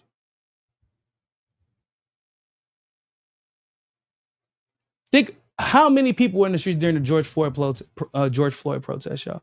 How many people were in the street? I mean, look at January 6th. Look at this last couple of weeks with the ICE. Like, bro, those are all various forms of demonstrations screaming death to America. They just don't say death to America. But when they burn that flag, that's what they're saying. Sorry, I know that was a long-ass soliloquy, long-ass monologue, but I just got, I just hate people playing stupid. Like death to America. Oh my God, I can't believe that they would feel the same way about our American government as I do. Well, have y'all motherfuckers stay on Twitter all day and your only tweets are criticisms of the American government. Like, you don't know what they're pissed about. Now imagine having those criticisms about the American government, feeling the way you do about the American government, while they're actively bombing you all the time, while they're sanctioning you all the time, while they're threatening you all the time, while they're assassinating your leaders all the time, while they're threatening your family, your livelihood, your kids, everything. You think you're pissed about the American government? Imagine them. They have every right to feel the way they do. They just have the balls and the conviction to remain consistent in that principle until they actually see that America has changed. But they don't attack American citizens because they understand and that is the difference between Americans. They understand the distinction that American citizens are not necessarily representative nor reflective of the actions of their American government. And they understand that American citizens have been just as they've been propagandized. They understand that. It's American citizens that don't. And that guy worked for Obama. Maybe he's the reason we are in the mess we are in today. Joining us now to respond, Israeli Special Ops veteran Aaron Cohen and former Deputy National Security Advisor KT McFarland. KT, you and I both worked for President Trump. We have watched him deliberate and make hard decisions, you especially in the national security capacity. I want to know from you, how do you think he's consuming information right now? And do you ultimately think he decides to strike Fordo? He said today maybe that won't be necessary. You know, you and I have been there with him. I've been in the situation room with him when he was facing similar kinds of things where he was trying to decide, should he attack the Syrian airfields that were being used for chemical weapons attacks against his people? President Trump is really good at this. He's thoughtful. He goes around the room. He asks, his Secretary of State, Defense, Intelligence, community, what's the situation? What are our There's so much. President Trump is really thoughtful. He asks all the people he's supposed to ask before he makes a decision as a commander-in-chief. Okay, I mean, you mean like he asked Tulsi Gabbard and Tulsi Gabbard gave him the answer and he literally ignored her? Like, first of all. Second of all, like, you want us to give him credit because he has advisors and then he actually asks advisors before he makes decisions. So, like, okay, I guess that's cool. But also, she's leaving out the part where she's like, oh, like the time he attacked Syria. The time where he attacked Syria and then we immediately found out, though, that the chemical weapons attack that allegedly happened never happened. That time? That's what you're going to use right now? Another example of, oh yeah, he fucked up majorly and never was held accountable for it. But okay, go with that one. Vulnerabilities, what are our strengths, what are our weaknesses, what could go wrong, what could go right? And then he probably comes up with a couple of options of his own. He's very thoughtful about it. He takes all the information in, and then he makes a decision. He doesn't delegate the decision. He owns the decision, he makes a decision, and then once he makes a decision, he lets it be carried out. He lets the military do it. When the thing that sort of... That is stellar analysis, guys. That is just like, oh, wow. That is stellar analysis. I don't know what we would have done. If she didn't come on this show to make an appearance, guys, what would Fox News have done today or that day to carry on? Because without that analysis, he talks to people and then he thinks about it and then he carries it out and then it's done. What an analysis. Wow. Jesus Christ. Give her an award. Why don't she have her own show? The trigger, I know, with President Trump is when he says, we'll see, or let's see what happens. That means he's not ready to make a decision. The events have not played themselves out yet. And that's why I think he's given himself 2 weeks to decide. What's Israel going to do in 2 weeks? How much more are they going to degrade the capabilities? What's going on with the Ayatollah? Is he going to go to negotiate? Is he not going to go to negotiate? What's going on in the inner circle? Is a regime change possible? All those things are still to be played out. Yeah, he deliberates, then he acts. You hear that? You hear that? Snitching on themselves again. Is a regime change possible? I thought this was about nuclear weapons. I thought this was about nuclear weapons. I repeat, I thought this was about nuclear weapons. I thought this was about nuclear weapons. I know I'm saying it over and over again, but I just need people, if you are a conservative watching this, I need you to because there are conservatives who they are against this war. I do want to be clear about that. I want to generalize. There are a lot of conservatives who are against this war, and there are a lot of conservatives who cheer for or who are criticizing Trump for this. But I need y'all to understand it's not a criticizing moment. It's not like it's not critiques. Like, oh, we got some political differences. Yo mans lied to y'all on behalf of a foreign nation who is literally taking over our government while committing a genocide. He lied to you on purpose after claiming to be anti-war, after running on, I'm the only president that never started any new wars. After claiming he's going to give 2 weeks to negotiate. He lied to y'all. He gave you false pretenses and false. He's been telling us about nuclear weapons. Y'all been out tweeting thinking it's about nuclear weapons, and they just told y'all straight the fuck up what it was, what it always has been. Well, regime change. They're telling y'all, and people are refusing to see it. It's why Soleimani's no longer on the face of the earth. It's why al-Baghdadi's no longer on the face of the earth. Y'all see that? That's pure propaganda, bro.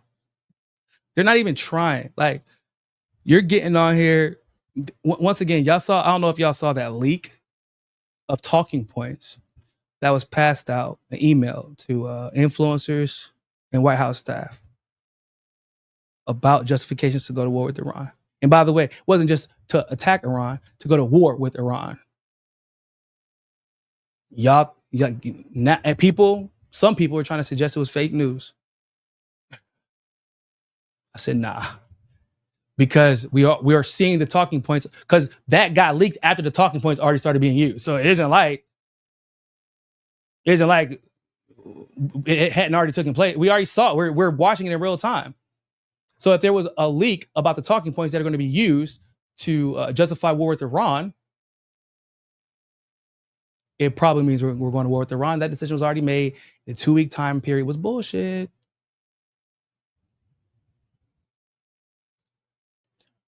Sir Bike Salat, what's going on? Thank you for the super chat.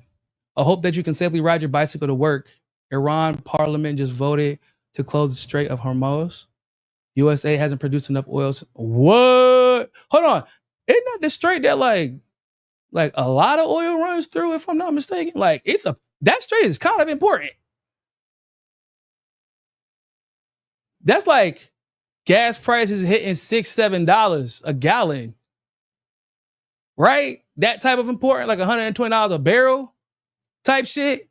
If I'm not mistaken, I hope I'm not misrepresenting that, but like, I'm pretty sure that's a problem, which unfortunately is a problem we knew would have.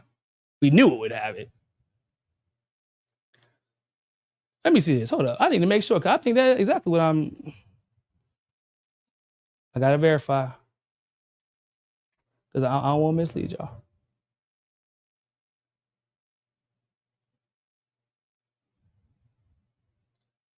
Oh, yeah. Iran hit. So this is just 2 hours ago. I'm finding out about this from this super chat. So I appreciate you, Sir Bikes, a lot. You're just reminding me about I gotta fix my son's bike.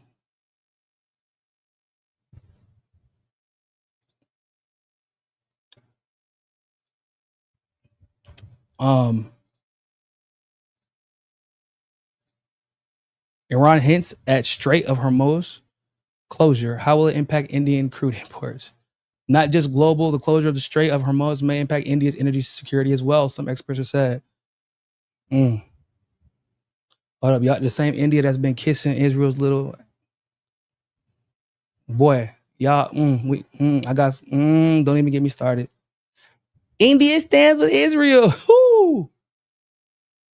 Y'all still standing with them? Look like y'all gonna be walking too, because she ain't gonna be able to put no gas on them cars. Amid its ongoing conflict with Israel and the U.S., Iran has hinted it may close the Strait of Hormuz, which lies between Iran and its Gulf Arab neighbors. The passage facilitates the daily supply of about a fifth of the world's oil. Not just global. The closure of the strait may impact India's energy security as well, some experts have said.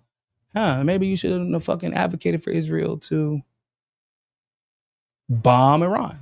Maybe you should have been trying to hold them in check instead of cheering for them like blind little puppy dogs.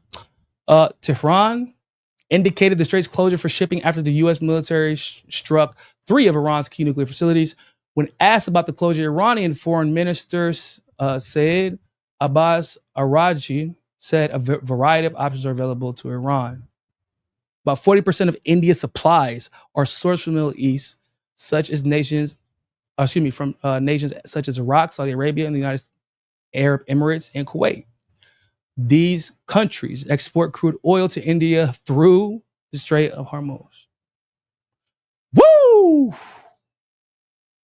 Dog.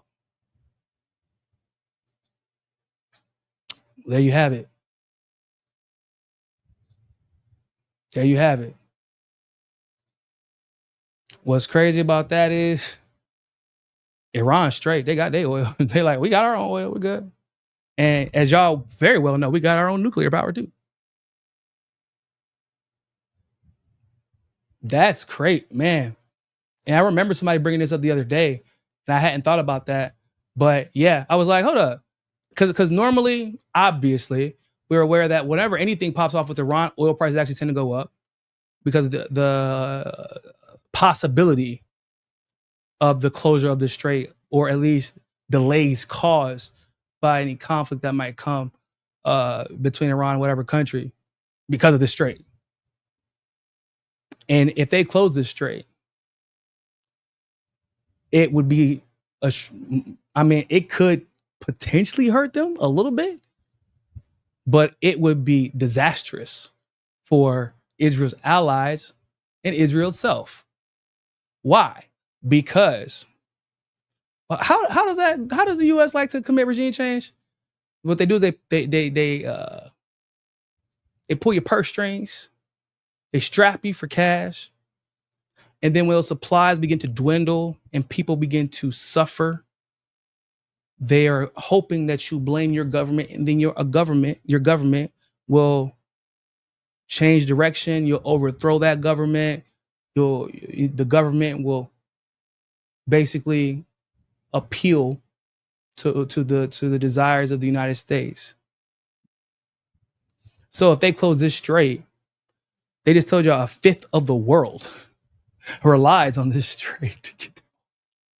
Y'all think that the people residing in those countries in which use this strait, y'all think they're gonna be okay with how things are going down if they can't afford to put more than half a tank of gas in their car?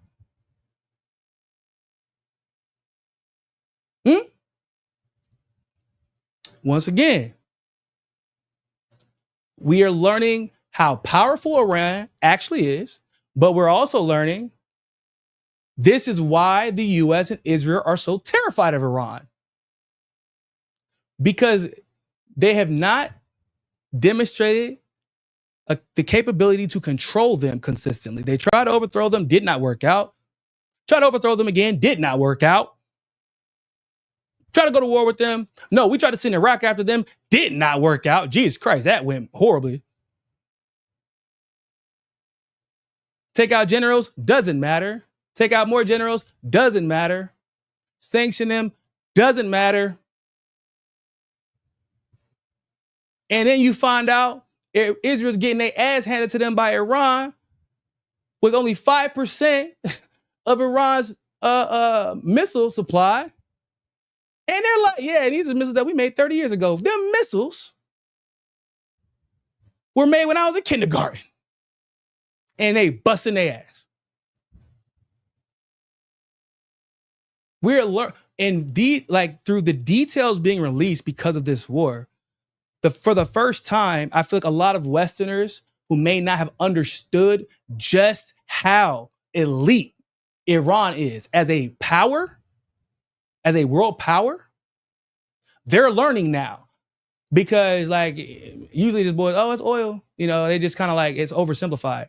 But the strategic value in controlling Iran cannot be overestimated. They're so terrified of Iran. I think that I discussed this on the show the other day, but y'all know that this terrorist dictator in Syria is allowing Israel to defend and intercept missiles in Syria airspace after Israel literally invaded them the moment this motherfucker took over. Clearly, CIA puppet. We're not stupid. We know how. But I made the point yesterday that what people don't know is that Israel would not even have had the balls to try what they're doing, nor the United States. Neither of them would have the balls to do what they're doing right now if Syria wasn't in Israel's control. Because Syria's position strategically is important if you want to go to war with Iran. You can, when Assad was in power, wasn't no way in hell. Y'all try to send a missile up above Syria's head, they probably gonna try to intercept that shit. And they gonna clear airspace for Iran to bust y'all ass. And they gonna let Hezbollah and Iran and whoever they need to set up shop. Because that's the last thing y'all need is for Iran's army to actually establish a military base, like a legitimate Iranian state military base in Syria. That was the last thing that they needed. And Israel attacking Iran and the fashion that they're attacking them in, and the US attacking the way that they're attacking it, that would have given all the justification Iran needed to set up a base in Syria. I'm not talking about like, oh, we're going to fund some militia, which is what they traditionally do, and help train them and help arm them. No. I'm talking about we sending boots on ground and rockets, and we going to set up shop next door. Hey, neighbor, we heard you was talking shit. We're here now. What's good? They couldn't do what they are doing without overthrowing Assad. So you had to make all of these extra chess moves. You had to have all these pieces fall into play. Because that is how goddamn formidable Iran is. Which is why we're not, it's like, oh man, it's gonna be a war with Iran and Syria. Or excuse me, Iran and the US. It's gonna be a war with Iran and Israel. No. The reason we're like, this is world war, because Iran is like that. They are that formidable. They are that important. Russia's not going to let this shit slide. China is not going to let this shit slide. It will get to a point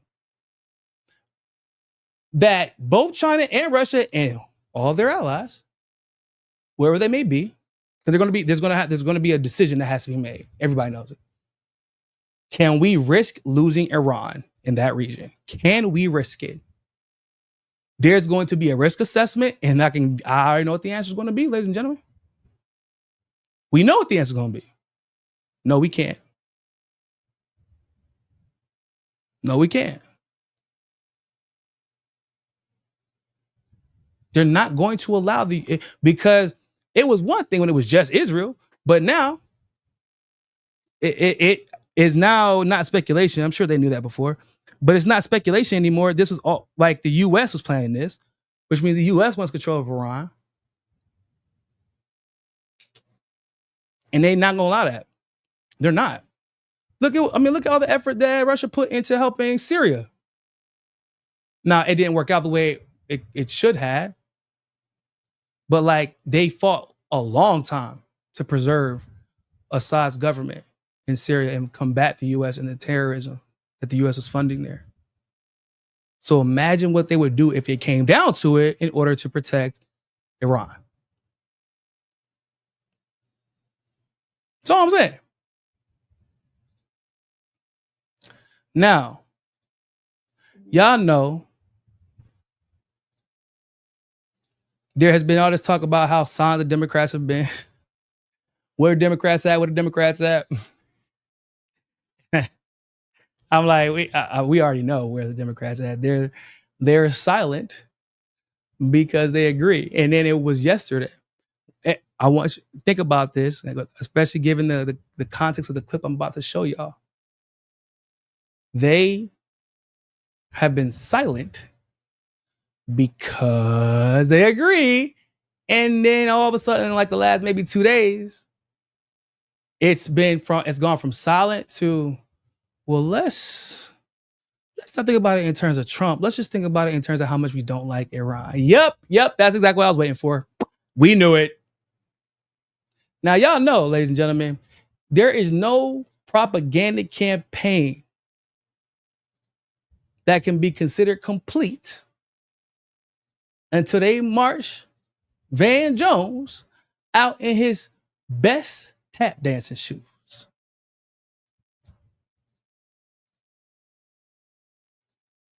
Y'all know that. And march him out they did. in some room. I was also in the Holy Land very recently. I think progressives underestimate how dangerous Iran is. Iran is not a normal country. Normal countries don't blind women because they showed some hair.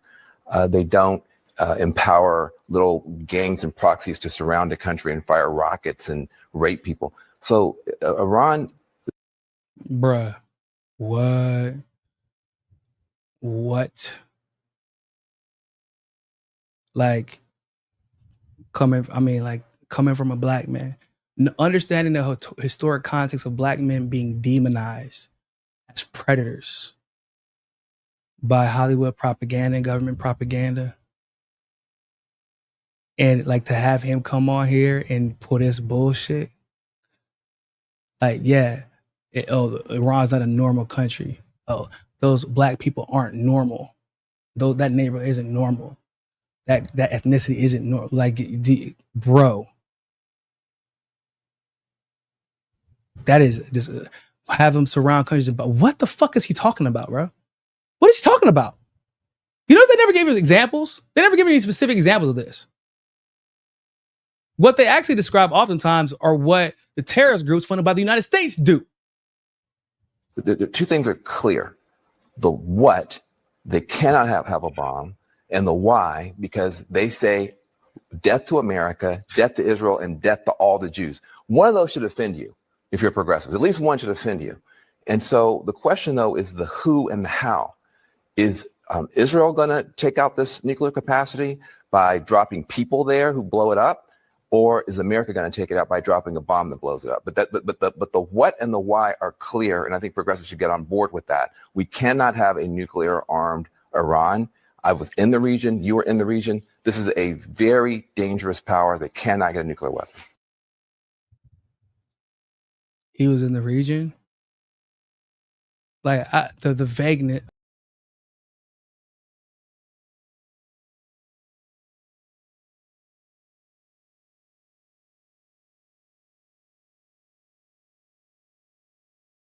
Sorry, that was strange. I don't know what just happened. But yo, hold up. That was the strangest, bruh. That was so vague. I was in the region, you were in the region. Can't let me get a nuclear weapon. You were in the region and what? What did you see? Give us details, Van. Explain why progressives, because the choice of words, ladies and gentlemen, was what was funny to me. It was interesting how he hit that switch. Progressives need to get on board with going to war with Iran, with stopping Iran. But what he really was saying, but was deliberately choosing not to say, is progressives should get on board with Donald Trump. He had no criticisms about Donald Trump lying. He is still playing the game that this is about nuclear weapons, knowing that Trump, Republicans, conservatives have made it clear, yeah, this is kind of mostly about regime change. Of course, he did make sure to mention, well, they're saying they don't say death to Jews. They don't say that.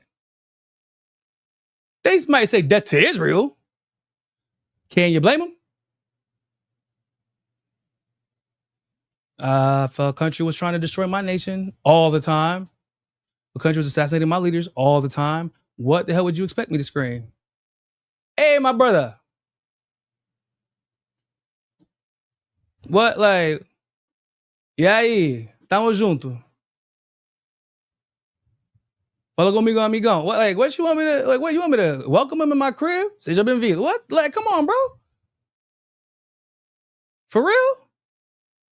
Give me details, man. I was in the region. You were in the region. You're like, this man, I feel like he didn't actually even know he was going to be on CNN that day.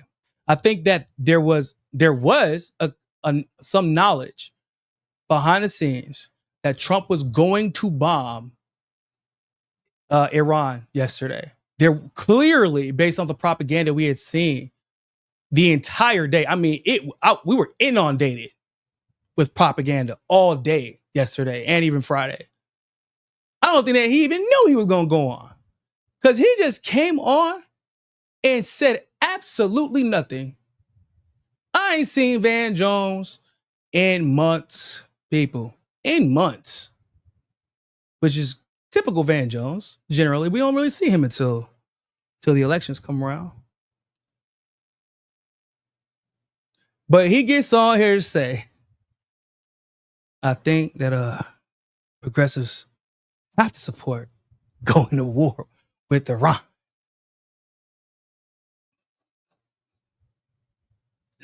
Does he think that I noticed that he didn't, he talked about how horrible this regime is, how dangerous they are to Israel. You know what's crazy? I didn't hear him say, I think that progressives should get on board with ending the Israeli apartheid at all costs, you know, considering the genocide that they're committing. Because he just listed all of these examples of why Iran is allegedly so dangerous. He didn't really give us an example. He just started saying a bunch of random stereotypes. But where that energy for the genocide, Van? Where the energy for the genocide? Why is an Israeli life more valuable to you, black man? Lord, baby Jesus, boy, black revolutionaries are rolling over in their grave every time Van Jones makes an appearance. Rolling in their fucking graves, bruh. Because you got the audacity to get up here and advocate for, and finger wag at progressives. Like you made your goals clear. Yep. I know why I was here. Progressives, please support this war. Y'all want what did Muhammad Ali say? You want me to go kill them? You want me to go kill them? But y'all, look at how y'all treating us here. Better yet, in that particular case, y'all want us to go kill them to defend the country that is genociding a group of people living in apartheid.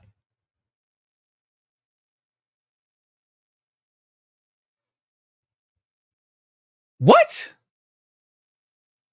Boy, you sound like a white supremacist. I know that sounds kind of weird, I guess, because he's black, but like, are these not like white supremacist talking points? He did not just get up there and sound like Laura Loomer, ladies and gentlemen. Did he not just sound like Laura Loomer? That's what it sounded like to me. Basically, that was a tweet from Laura Loomer on CNN from the voice of a black man. But I shouldn't be surprised, because this is the same man. I love that man.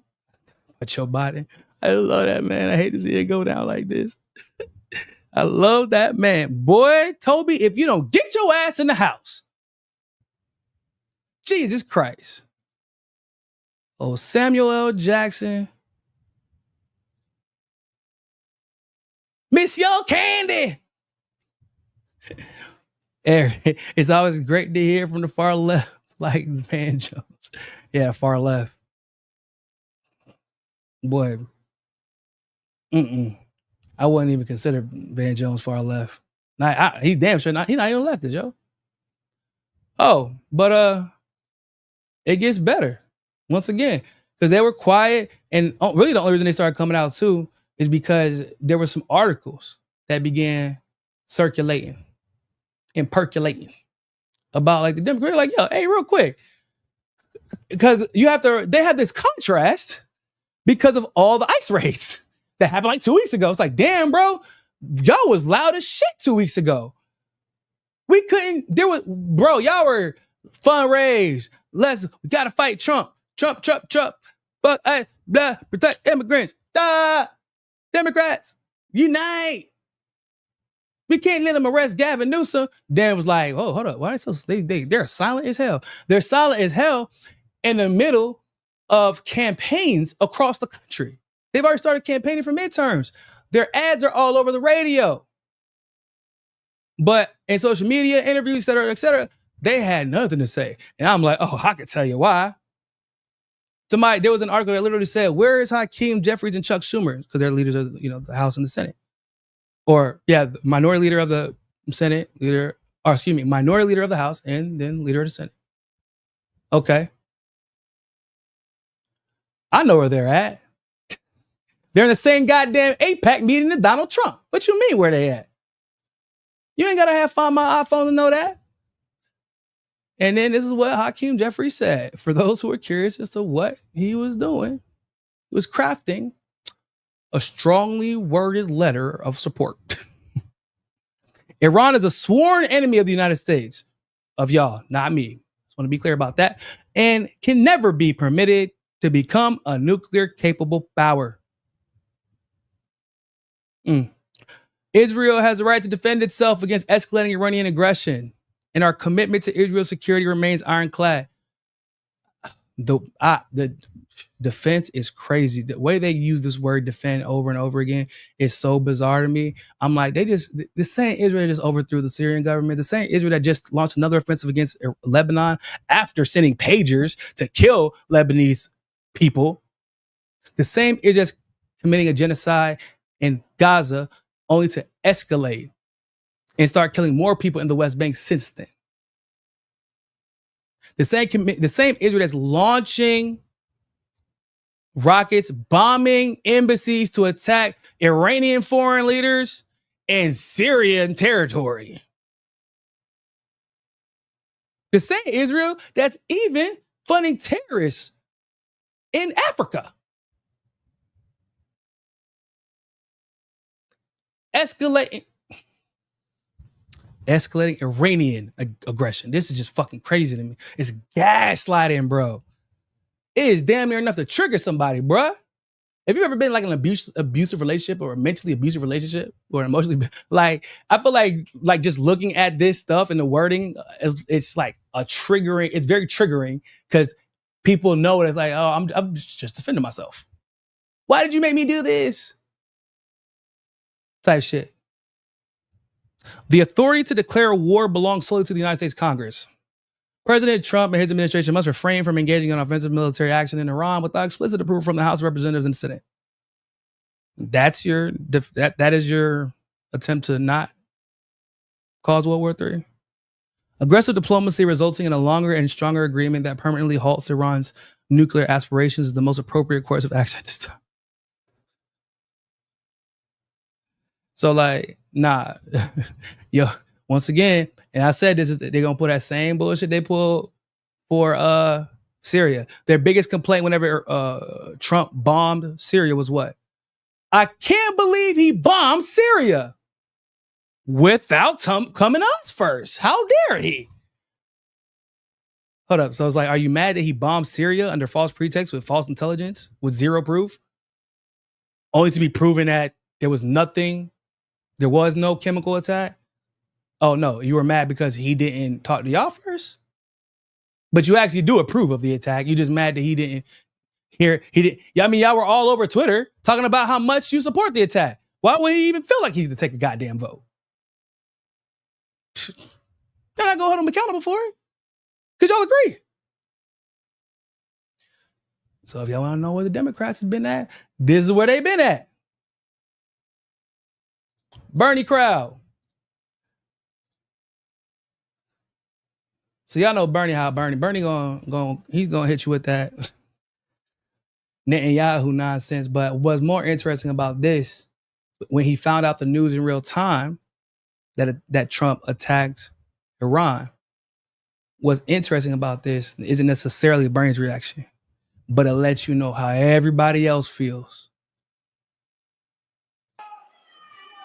This is a statement from Donald Trump, quote, "We have completed our very successful attack on the 3 nuclear sites in Iran," etc.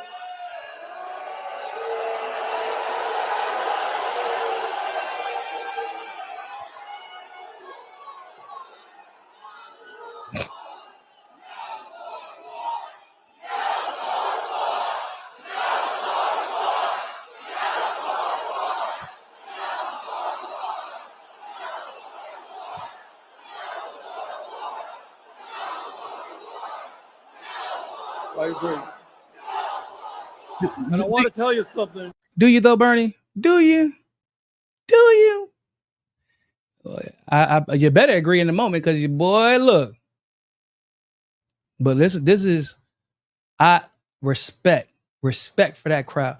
But I want to be clear that this little whole fight, the oligarchy tour that he's been on, I want to be clear. He has not been aggressive in challenging Trump when it's come to his rhetoric, pushing with Iran. He has not been aggressive in criticizing Israel when it comes to their rhetoric and how they attacked. Right. He did not talk about the international law that they violated. How he's literally using his own people, how Israel and Netanyahu is using their own people as human shields. So, yeah, he's gonna say what he got to in a moment where they're literally telling him, yeah, bro, you better get it right. Whatever comes out of your mouth next is gonna be a big deal. But we already know, just like Bernie was opposed to the war in Iraq, when it comes to his votes, he voted to fund it, continue funding it every single fucking time. So, Not only is this news that I've just heard this second alarming, that all of you have just heard, but it is so grossly unconstitutional. All of you know that the only entity that can take this country to war is the U.S. Congress. The president does not have the right.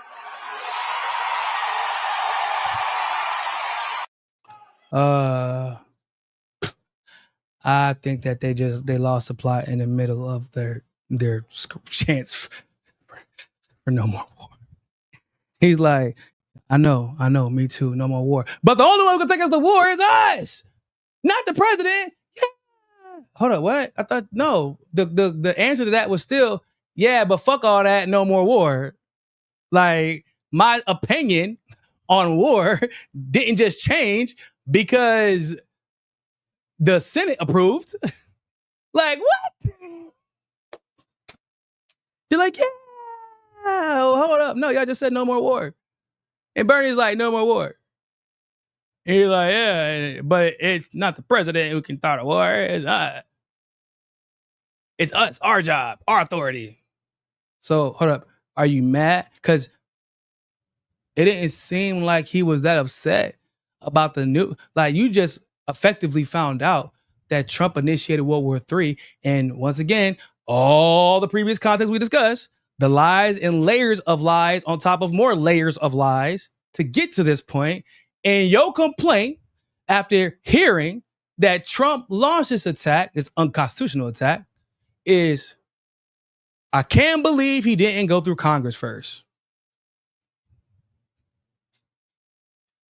Boy, the audacity of change. The audacity of hope. Sweet baby Jesus, Buddha, and Allah. They don't even try anymore, bro. So if you want to know why the Democrats have been so silent, it's because they support it. They support it. They have the same donors. They all answer to Israel. Just when you thought, like, maybe the Democrats are going to win back the House because this is crazy. They're like, no, actually, Trump is doing a good job. We're cool with World War III. What? And then once again, like, you listen to Van Jones and other Democrats, they're like, yeah, progressive shit. They kind of use Iran as a justification. Look, if you're progressive, then you can't support the way. They'll literally sit here in America and paint Muslims, a lot of the time justifiably so, as victims of discrimination, wrongful, hate-filled attacks, targets of bigotry. But then in Iran, practicing the same religion, now they apply every stereotype you can possibly think of to justify attacking them. I need y'all to understand, this is the craziest logic that I've ever fucking heard. In order for us to liberate those people, gotta kill them. It's the only way it works. Huh? Yeah, you heard me right. To liberate those Iranians from the tyranny of their extremist Muslim or Islam government, gotta kill them. I don't think that logic really works. Do you think that the best way to save them is to kill them? Yeah.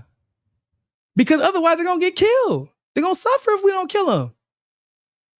We gotta liberate them from themselves. They'll thank us later. Remember, we had to liberate Iraq by killing hundreds of thousands of Iraqis.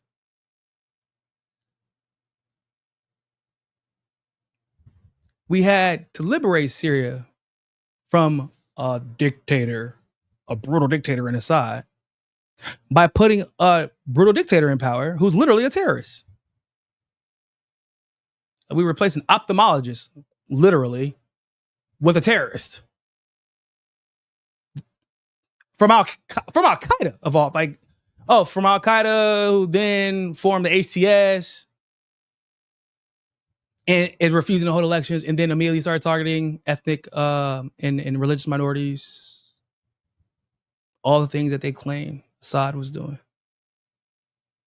We got to save those Libyans. Gaddafi's killing his own people. How are we going to save them? By sending terrorists into Libya and killing Gaddafi and then leaving them to fend for themselves. Because we're liberators and that's what we do.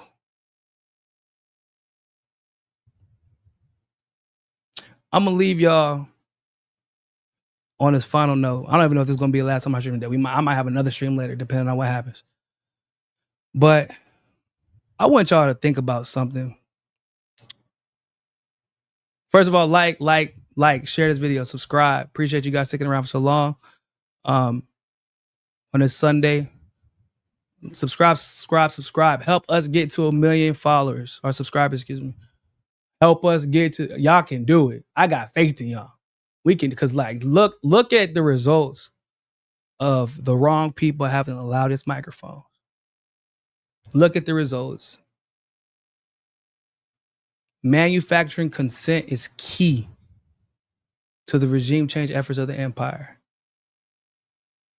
And the wrong people have had the loudest mics. And we can fix that. And Lord knows it would piss I'm gonna be frank with y'all. It would piss so many people off if some random anti-war black guy who came out of nowhere, because effectively I did come out of nowhere. I didn't come from a major network. I didn't come from none of that. I had none of these advantages that any of these people had. My parents weren't diplomats. I said, my mom worked at the innkeeper. It was just a motel, really. And she became successful way after the fact. I had to teach myself how to speak professionally. I had to teach myself how to understand politics. And I had to teach myself the difference between right and wrong, left and right, to be ideologically consistent, which is probably why I'm so unwavering in that consistency and uncompromising. And there are others like that, but they don't have loud enough microphones either. So we can reconcile that. But if you help us reconcile it right here, it's different. I'm gonna put it like that. Because I'm gonna be frank. I'm different. I'm different, y'all. I'm a different breed. I really am. Put me in a room with whoever you might have a disagreement with or an agreement with, and watch me change their mind when they have nowhere to run to. That's what I do. My mom gets mad at me about it all the time. She's like, "Damn it, Niko." My mom used to argue with me all the time. Then she just kind of gave up. Yeah, man, that boy be right. But we need honest voices. And y'all have the power to change that. And I believe we're not gonna hit 100,000. I really believe that we can hit 1 million by next year. By this time next year, we will have 1 million subscribers. Because y'all gonna help us get there. But before we head out, I want y'all to consider this. These politicians in the US have been counting their shekels, so busy counting their shekels. They got a lot of them, right? AIPAC pays a lot of money for them to look the other way, for them to lie, and even have convinced them that everything that they're doing is in America's interest. And America has convinced itself oftentimes that Israel is actually doing our bidding rather than the other way around. But they have never once stopped to consider that the greatest threat to the greater Israel project is actually the United States. And it's not probable, it is likely Israel is already aware of that. And they've always been aware of that. Think about it. Now, Israel has to get its money from us, some of it from other Western nations, but most of it from us, weapons from us. But on the flip side, like Ted Cruz explained, yeah, they spy on us. He was so casual about making an announcement that the US government is actually fully aware that Israel is spying on the president. Understand, the US pays for that technology. But he casually, yeah, we know Israel's spying on us. Why would you spy on your ally unless you consider them a threat? Why would you need to blackmail allies that oftentimes already agree with you? You paid them through AIPAC or through other, if you're on the private side, you've paid them through other industries. You've already paid them off. You've done everything but you got to blackmail them with Epstein too? Think about that. You have a secret agent or a CIA agent that is solely dedicated to being a liaison to Israel who does not have to report back to the United States about the black ops that Israel conducts, even if that black op means they've killed Americans. Israel has already shown a propensity and a willingness to kill Americans, commit false flags, as long as it serves their agenda. And for Israel believes in supremacy, ladies and gentlemen. They do not believe Christians, even Christian Zionists, are at the same level of them, are as worthy as them, are as deserving or as entitled as them. So we are at a pivotal moment in history where Israel could have the United States and Iran destroy each other, not like literally, but like in the same way that Britain never recovered from World War I nor World War II. They had to release all their colonies. The way that they do business now has to run through the US, kind of, right? EU had to link up. They had to be reliant on each other, where any agreement, any institution, any international organization that's created, the US helped to create, and in actuality is running that institution, right? It's different. Israel, to some degree, has to answer to the US because of the money they need from them. But the greater Israel project and the expansion of their borders, their nations, their economy, do you think that they want the United States to be the ultimate decider in how far the greater Israel project is allowed to go?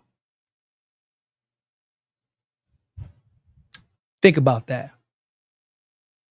And think about the fact that US politicians haven't even pondered the idea, considered the notion that they are setting up the US to lose. Because even if we win, we lose. The economy doesn't work like it used to, guys. You don't go to war and make money. There are some people that go to war and make money, like the industry itself, like literally the weapons manufacturing industries that are owned by Zionists. Think about it. Anyone who wins, quote unquote, in this war economically, these motherfuckers are dual citizens with Israel. The moment the Greater Israel Project begins to take shape, like we are, like when we start, guess where they can go to and take advantage of? I got dual citizenship. Peace. Because they always knew what the plans were. Think about it. And these Christian Zionists think that they're going to, these Christian Zionists in government, in media, they think that they're going to be welcomed in the same way that they have welcomed Israelis and Jewish Zionists into the, no, y'all, that is an exclusive club.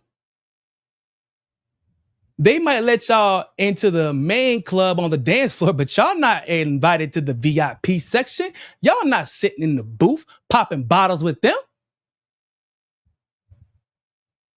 Y'all are not the same. They know it. Y'all just too fucking stupid to know it. The United States did not let any country stand in the way of manifest destiny. Think about that. Think about everybody we played in the process on the way to achieving manifest destiny. Think about that. Everybody we played, y'all. We played a bunch of people. Our allies.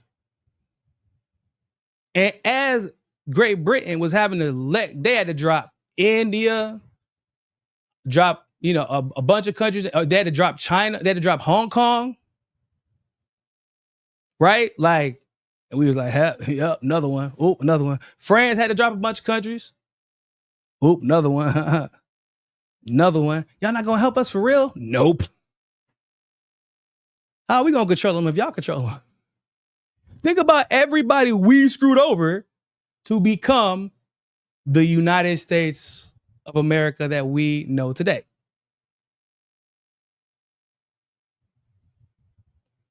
And that was when the United States was like really good at pretending as if they were the good guys, right? That was like, we were at least pretending. We could get some false justification behind the war and the majority of the world would agree. And like, we would say it's in our best interest, And hell, the allies would even kind of like be on our side. They're like, yeah, they were cheering on. And we even have an amicable relationship with these countries still. But that is contingent on what? As long as they do what the hell we say. As long as they play ball by our rules. Now, the US was not always the most powerful country in the world. Right? The point that set it off was definitely dropping those 2 atomic bombs, setting up Hitler, right? Because we funded that. We know. We funded Hitler. We funded the Nazism. We allowed it to happen. We basically cheered for it. There was a committee that sat down in the room and said, yeah, we know Hitler's committing a Holocaust, but let's say we let him hold the Olympics in Berlin. Can't be anything wrong with that. The U.S. waited years before joining World War II to make sure that the damage was done to Europe while making money off of the motherfuckers. We know that it was partially about letting Russia and Germany take each other out too, because that was largely the goal in World War I. And then we know that that was their goal because of what subsequently took place. They immediately went after Russia. But those 2 bombs, the 2 bombs combined with the fact that they let all of their biggest competition, all of them, beat the hell out of each other. And the US just sat back and kind of watched. and came out on top. And when they were fighting big wars, Western Europe, Russia, etc., when they were fighting the big wars, the U.S., after the fact, while everybody else is kind of hindered and hampered and limping, they started fighting the little wars and the wars from the shadows and taking power using both hard military power and soft economic power. And before you know it, we have military bases all over the world. Like, at the end of the day, we could call the UK our allies. We could call France our allies. We could call Poland. We could call all these countries our allies. But like, we screwed them, and it was on purpose so that we could be the supreme power of the world. So within that context, what do y'all think Israel's doing right now? What do y'all think Israel's probably doing? Is that not the logical conclusion? If Iran, if we drag the United States into this war, and Iran and the U.S. basically bust each other's ass because the U.S. economy overall is not going to benefit or gain. They closed that straight. These prices are about to get crazy. Not just for gas, supply chain prices are about to go nuts. It's not going to be because Iran bombed the U.S. to death that the U.S. loses its status. It's going to be because they rot from the inside from a crippled economy, from a war that they didn't need to fight. They just saw it happen. They just saw it happen with Iraq and Afghanistan. They're like, oh, and they never really recovered from that shit. Oh, they just need one more little push. It's just AIPAC gonna pay how much we need to pay, make it happen. We got the Epstein tapes. Why would you have all this this type of blackmail on your friends, your allies, my guy, unless you plan on using it against them? When the moment called for it. Why would you escalate in a situation where you know it's going to be against the interests of the Americans that are helping you? Why would you commit this genocide, knowing that anyone who supports the genocide, by the way, is going to come out? I mean, there's no recovery from it. Like, we all know there's no recovery from this genocide. Like, if you support it, your name is inked, it's stamped. That will be your legacy for the rest of your life. The politicians that are, if they're young and they support it, their careers, they will have no leverage. No one will trust them ever again.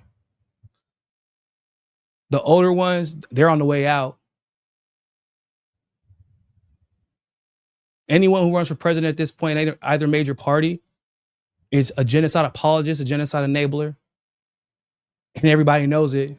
Based off of all the candidates we have so far, they're just a bunch. So there's no confidence. There will be no mandate. The country will rot from the inside because of their loyalty to Israel and how everybody watched it happen in real time. And who benefits from that? Because I just told y'all they bombed Lebanon. Why are they bombing Lebanon in the middle of a war with Iran? Because we're wearing them down too. Because we need Lebanon, greater Israel. Syria was overthrown. Dictator in power who literally will not touch Israel even after they invaded their country. Assad gets overthrown. They invade the country. He's like, yeah, Israel, come on in, man. We cool, bro. I ain't gonna hold that against you. You can attack. You can launch rockets at Iran from here, or defend yourself from Iran in Syrian airspace for sure. Yeah. So that's another country. So they got Syria. Syria's part of that. That's it. Y'all know that. That's greater Israel now. Gaza is on the way to being part of that greater Israel. Lebanon, they're wearing them down slowly but surely. The UAE and Saudi Arabia, they're bitches, and they're just hoping that they can avoid. They're like, oh, well, we're under the protection of the US, so we're good. No. You're not. Iraq depends on how the situation with Iran goes. Egypt is falling in line. They're doing whatever the U.S. tells them to, but that's only as long as the U.S. has the money to continue funding them to do what they tell them to. Think about it. That's the only reason they do anything for us. It's straight money. But whenever Israel gets the ability, because they control so much of the territory in the region, to fund Egypt instead of the U.S., who will Egypt begin to answer to? It ain't nothing but a hop, skip, and a jump to overthrow their leader if Israel has to.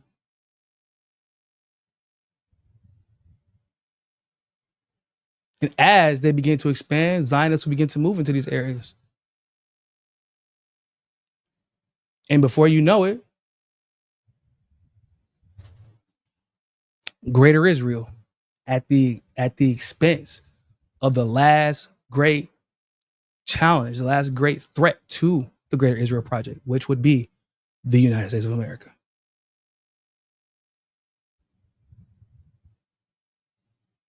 Think about it.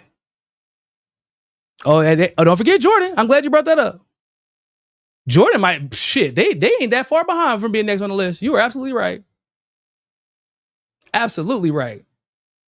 Jordan, 93% Palestinian? You think Israel's about to let that shit slide? Especially because Jordan is not, they are non-aggressive towards Israel, but that's at the behest of the United States. You might see a mass exodus of Jordan here shortly. I'll give about 10 years if everything plays out how things are going to play out. Let me get to these super chats. Oh, Landry, thank you very, very much for that super chat. Now that the Antichrist has come, genocide done, all we need is the Jewish population to accept Christ into their hearts so we can go to the clouds, low Earth orbit, or a galaxy far, far away, free Palestine. Yeah, man, I see the problem with that. I don't think they what I heard, they're not really fans of Jesus. Muslims get along with Jesus far more than Jewish people. Good God. I'd be seeing some shit on Twitter about how they feel about Jesus, and I'm just like, bro. Because I consider Jesus to be like a philosopher, like a philosophical figure. Like I actually probably not necessarily in the minority of leftists, but I believe that Jesus actually was a real figure, a real person.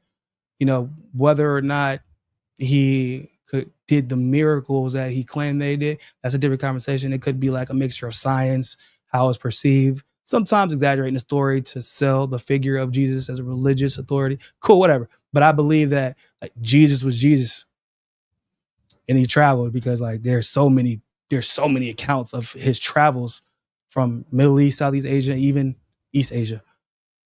But like the fact that they hate this man so much, and it's like, to me, the despise that they have, the disdain that they have for Jesus is representative of their supremacy, right? Especially Israel, Israeli Zionists, because what was, like, when we really boil it down, what was Jesus killed for? Because he challenged this idea of supremacy. And it was their supremacy. He was a race traitor, if you will. To them, he was a race traitor in all respects. And he was probably even considered a class traitor. They were like, yeah, we the king. You ain't my king, motherfucker. But we don't like them. They're not Jewish. I don't care. They're humans. We love war. Well, I hate that shit, and I ain't cool with it. We don't like poor people, and I don't care. We love everybody. We treat everybody with respect. Like, it's Christ returns when the Jewish population accepts Christ. Damn, I thought that was funny. Hey, man, who knows? Who knows? But I will say, I know it's meant to be funny, but there could be some truth to that, given how many Jews have literally rejected Zionism in the last couple of years. They're like, whoa, I did not sign up for this shit whenever I had my bar mitzvah. We did not have that discussion. I didn't sign up to be a genocide. I didn't sign up to be a genocide apologist. I did not know that that's what y'all was about. I'm going to go ahead and bow out.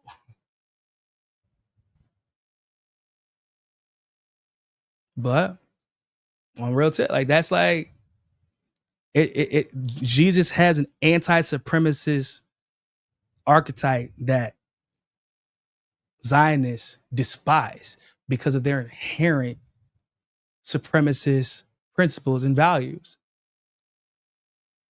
I mean, these are the people that spit on anybody who isn't Jewish. And they're like, yep, we're allowed to. I gotta like listen before we go. I'm gonna show you this video real quick, just demonstrating just the condescension, the supremacist mindset, the gaslighting, even. I gotta send y'all off with this one because I almost threw up in my damn mouth.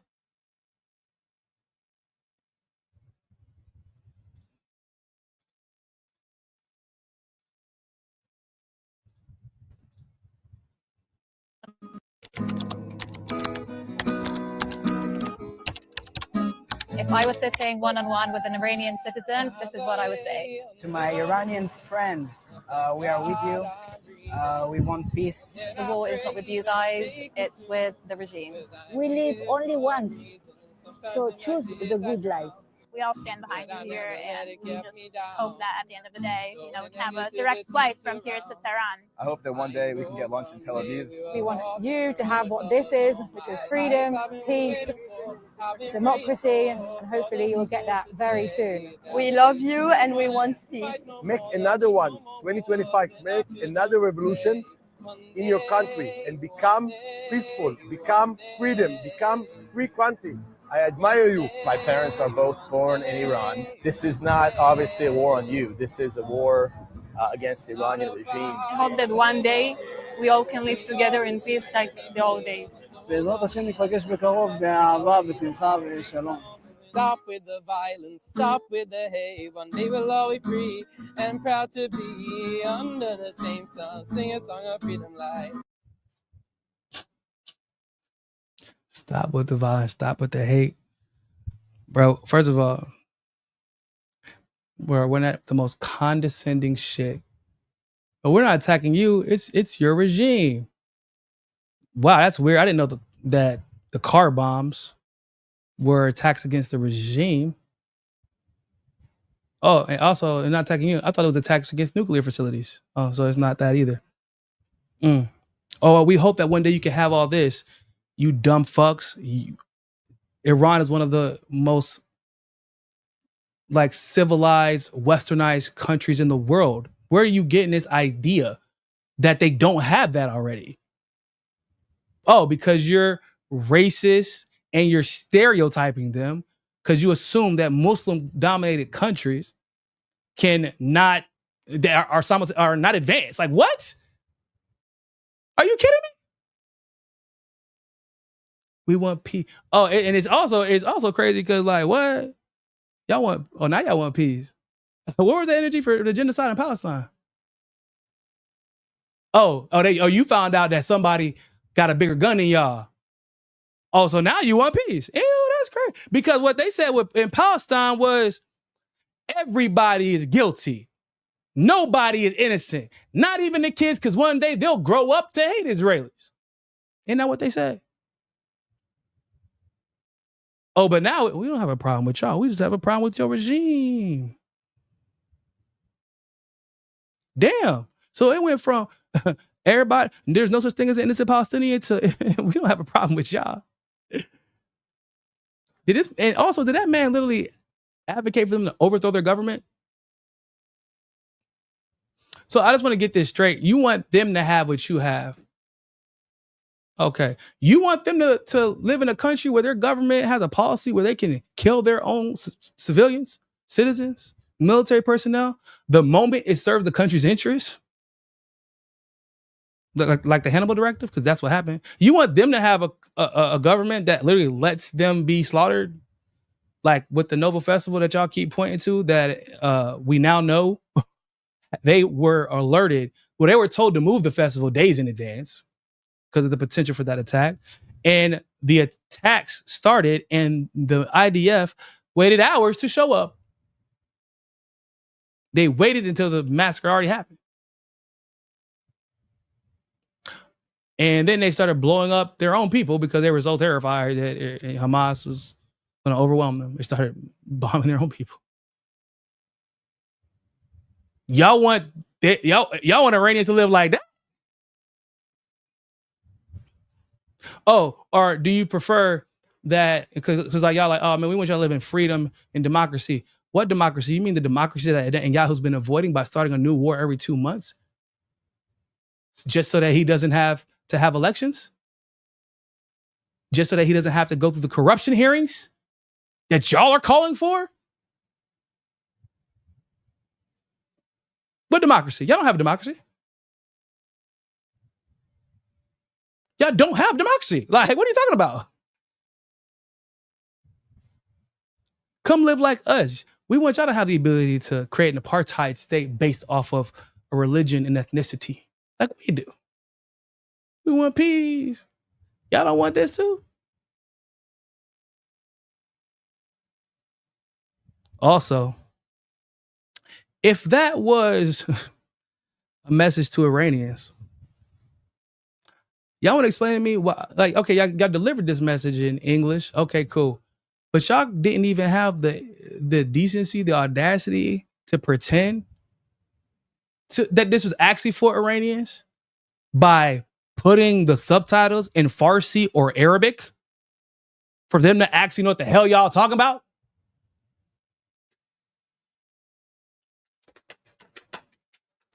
Y'all like literally didn't even try to put that shit in Farsi.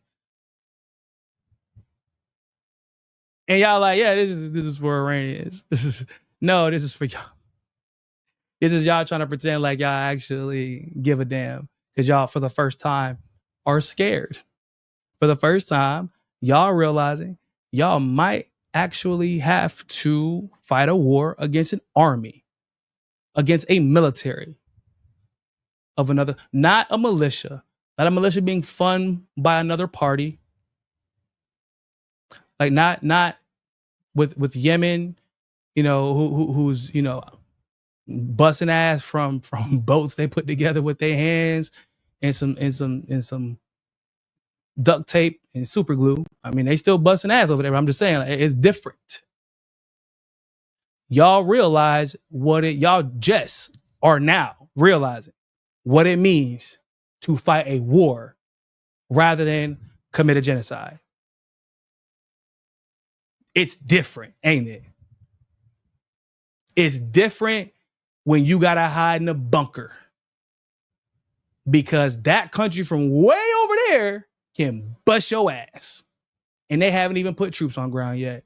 They didn't even have to set up secret agents inside your country to commit terrorist attacks like y'all did. They don't have to attack your media. They are attacking some pretty significant locations, but they aren't attacking your media. They probably don't want to. They probably want everyone to see how y'all are reacting. But that video and a lot of what we've seen on social media from them where they're calling for peace, we know that this is not a war against the Iranian people. Damn, that's just so rare. Like, oh, now it's no, they're not all guilty. But y'all said they chanted death to Israel. So whenever Palestinians were saying that, y'all said all of them are guilty. There's no such thing as an innocent Palestinian. That's why the genocide is okay. But now it's, hey guys, y'all do us a solid. We know that y'all not all guilty. We know that y'all don't all like, no. Keep that same energy, my guy. Keep that same energy that y'all had for the Palestinians. Keep that same energy. And when Iranians treat y'all with the same energy, don't be surprised. Do not be surprised.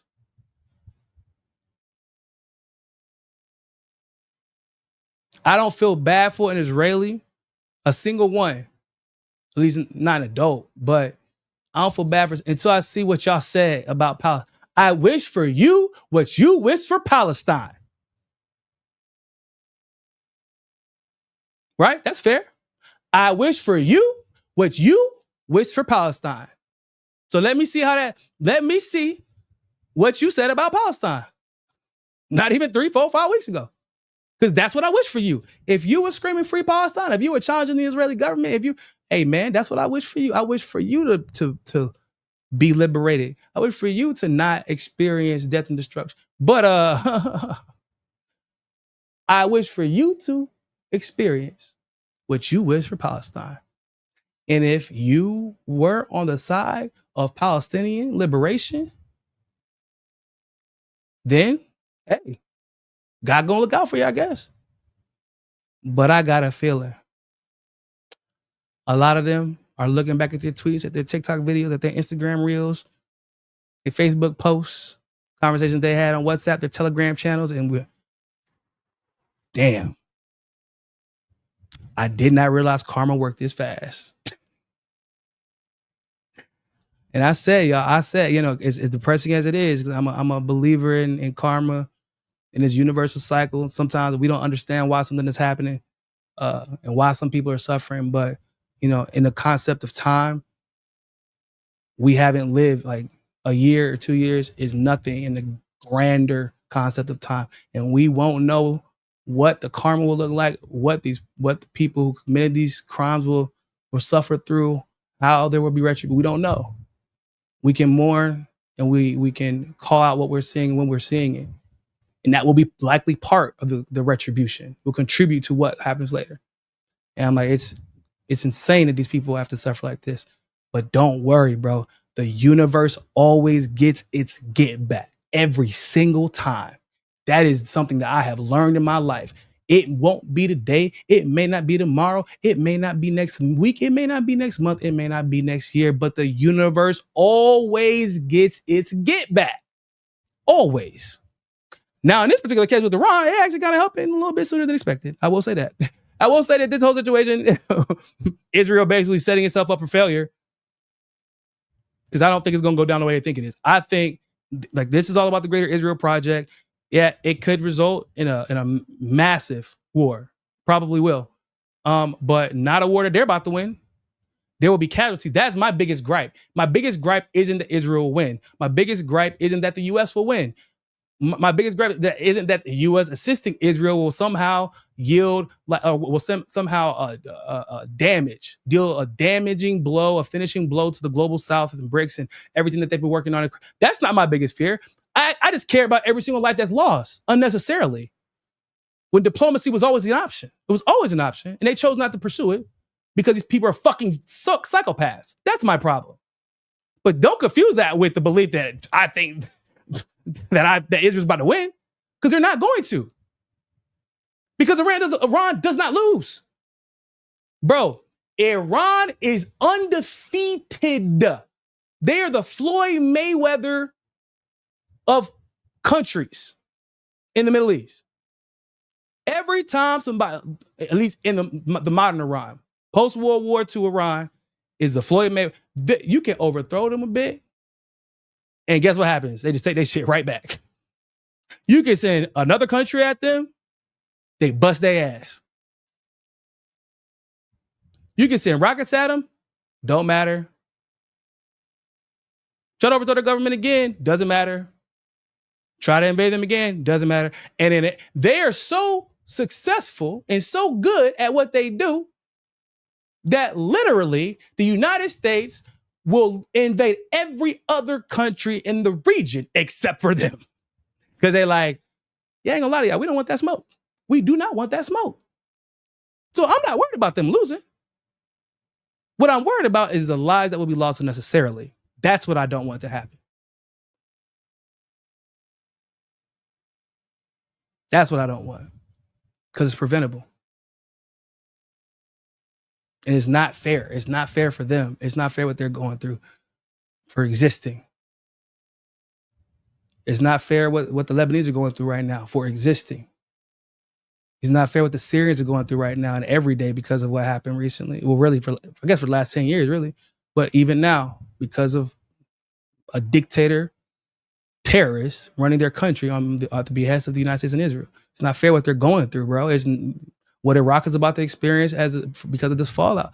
It's not fair. Iran's going to win, but it's going to be at a cost. And like I said, the universe is going to get its get back. So everybody who advocated for this war, talking about what you didn't vote for. Or either you advocated for the war, or you talking about, I didn't vote for this. Yes, you did. You did vote for this. You did vote for this. You did. It was very clear. I don't care how many times he said he was anti-war. He could say anti-war. Like, he literally assassinated their general. He talked about his ambitions to overthrow Iran multiple times. You knew what you were voting for.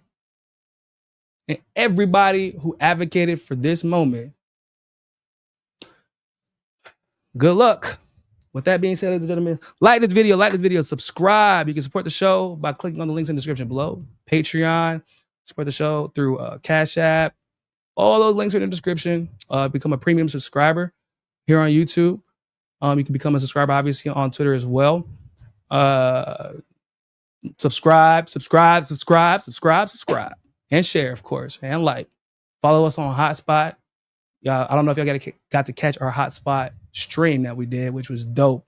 I think I'm going to post it here a little bit later if you guys want to catch that. Really kind of us predicting everything that happened in the last 24 hours, just kind of crazy. But with me, David, and Nick, it was dope. Great time. If something else goes down today, I will likely be streaming again, so look out for that. But more than anything, subscribe. Help us get that million. Help genuine anti-war voices, consistent anti-war voices, consistent anti-duopoly voices get the microphone to prevent the consent that's being manufactured at all times by these people with loud microphones because they just say dumb shit all day. I can't compete with Rupert Murdoch funding. I don't get paid by Rupert Murdoch. So, you know what I'm saying? I'm not going to get invited on the Piers Morgan. I'm too real for that. Y'all know that.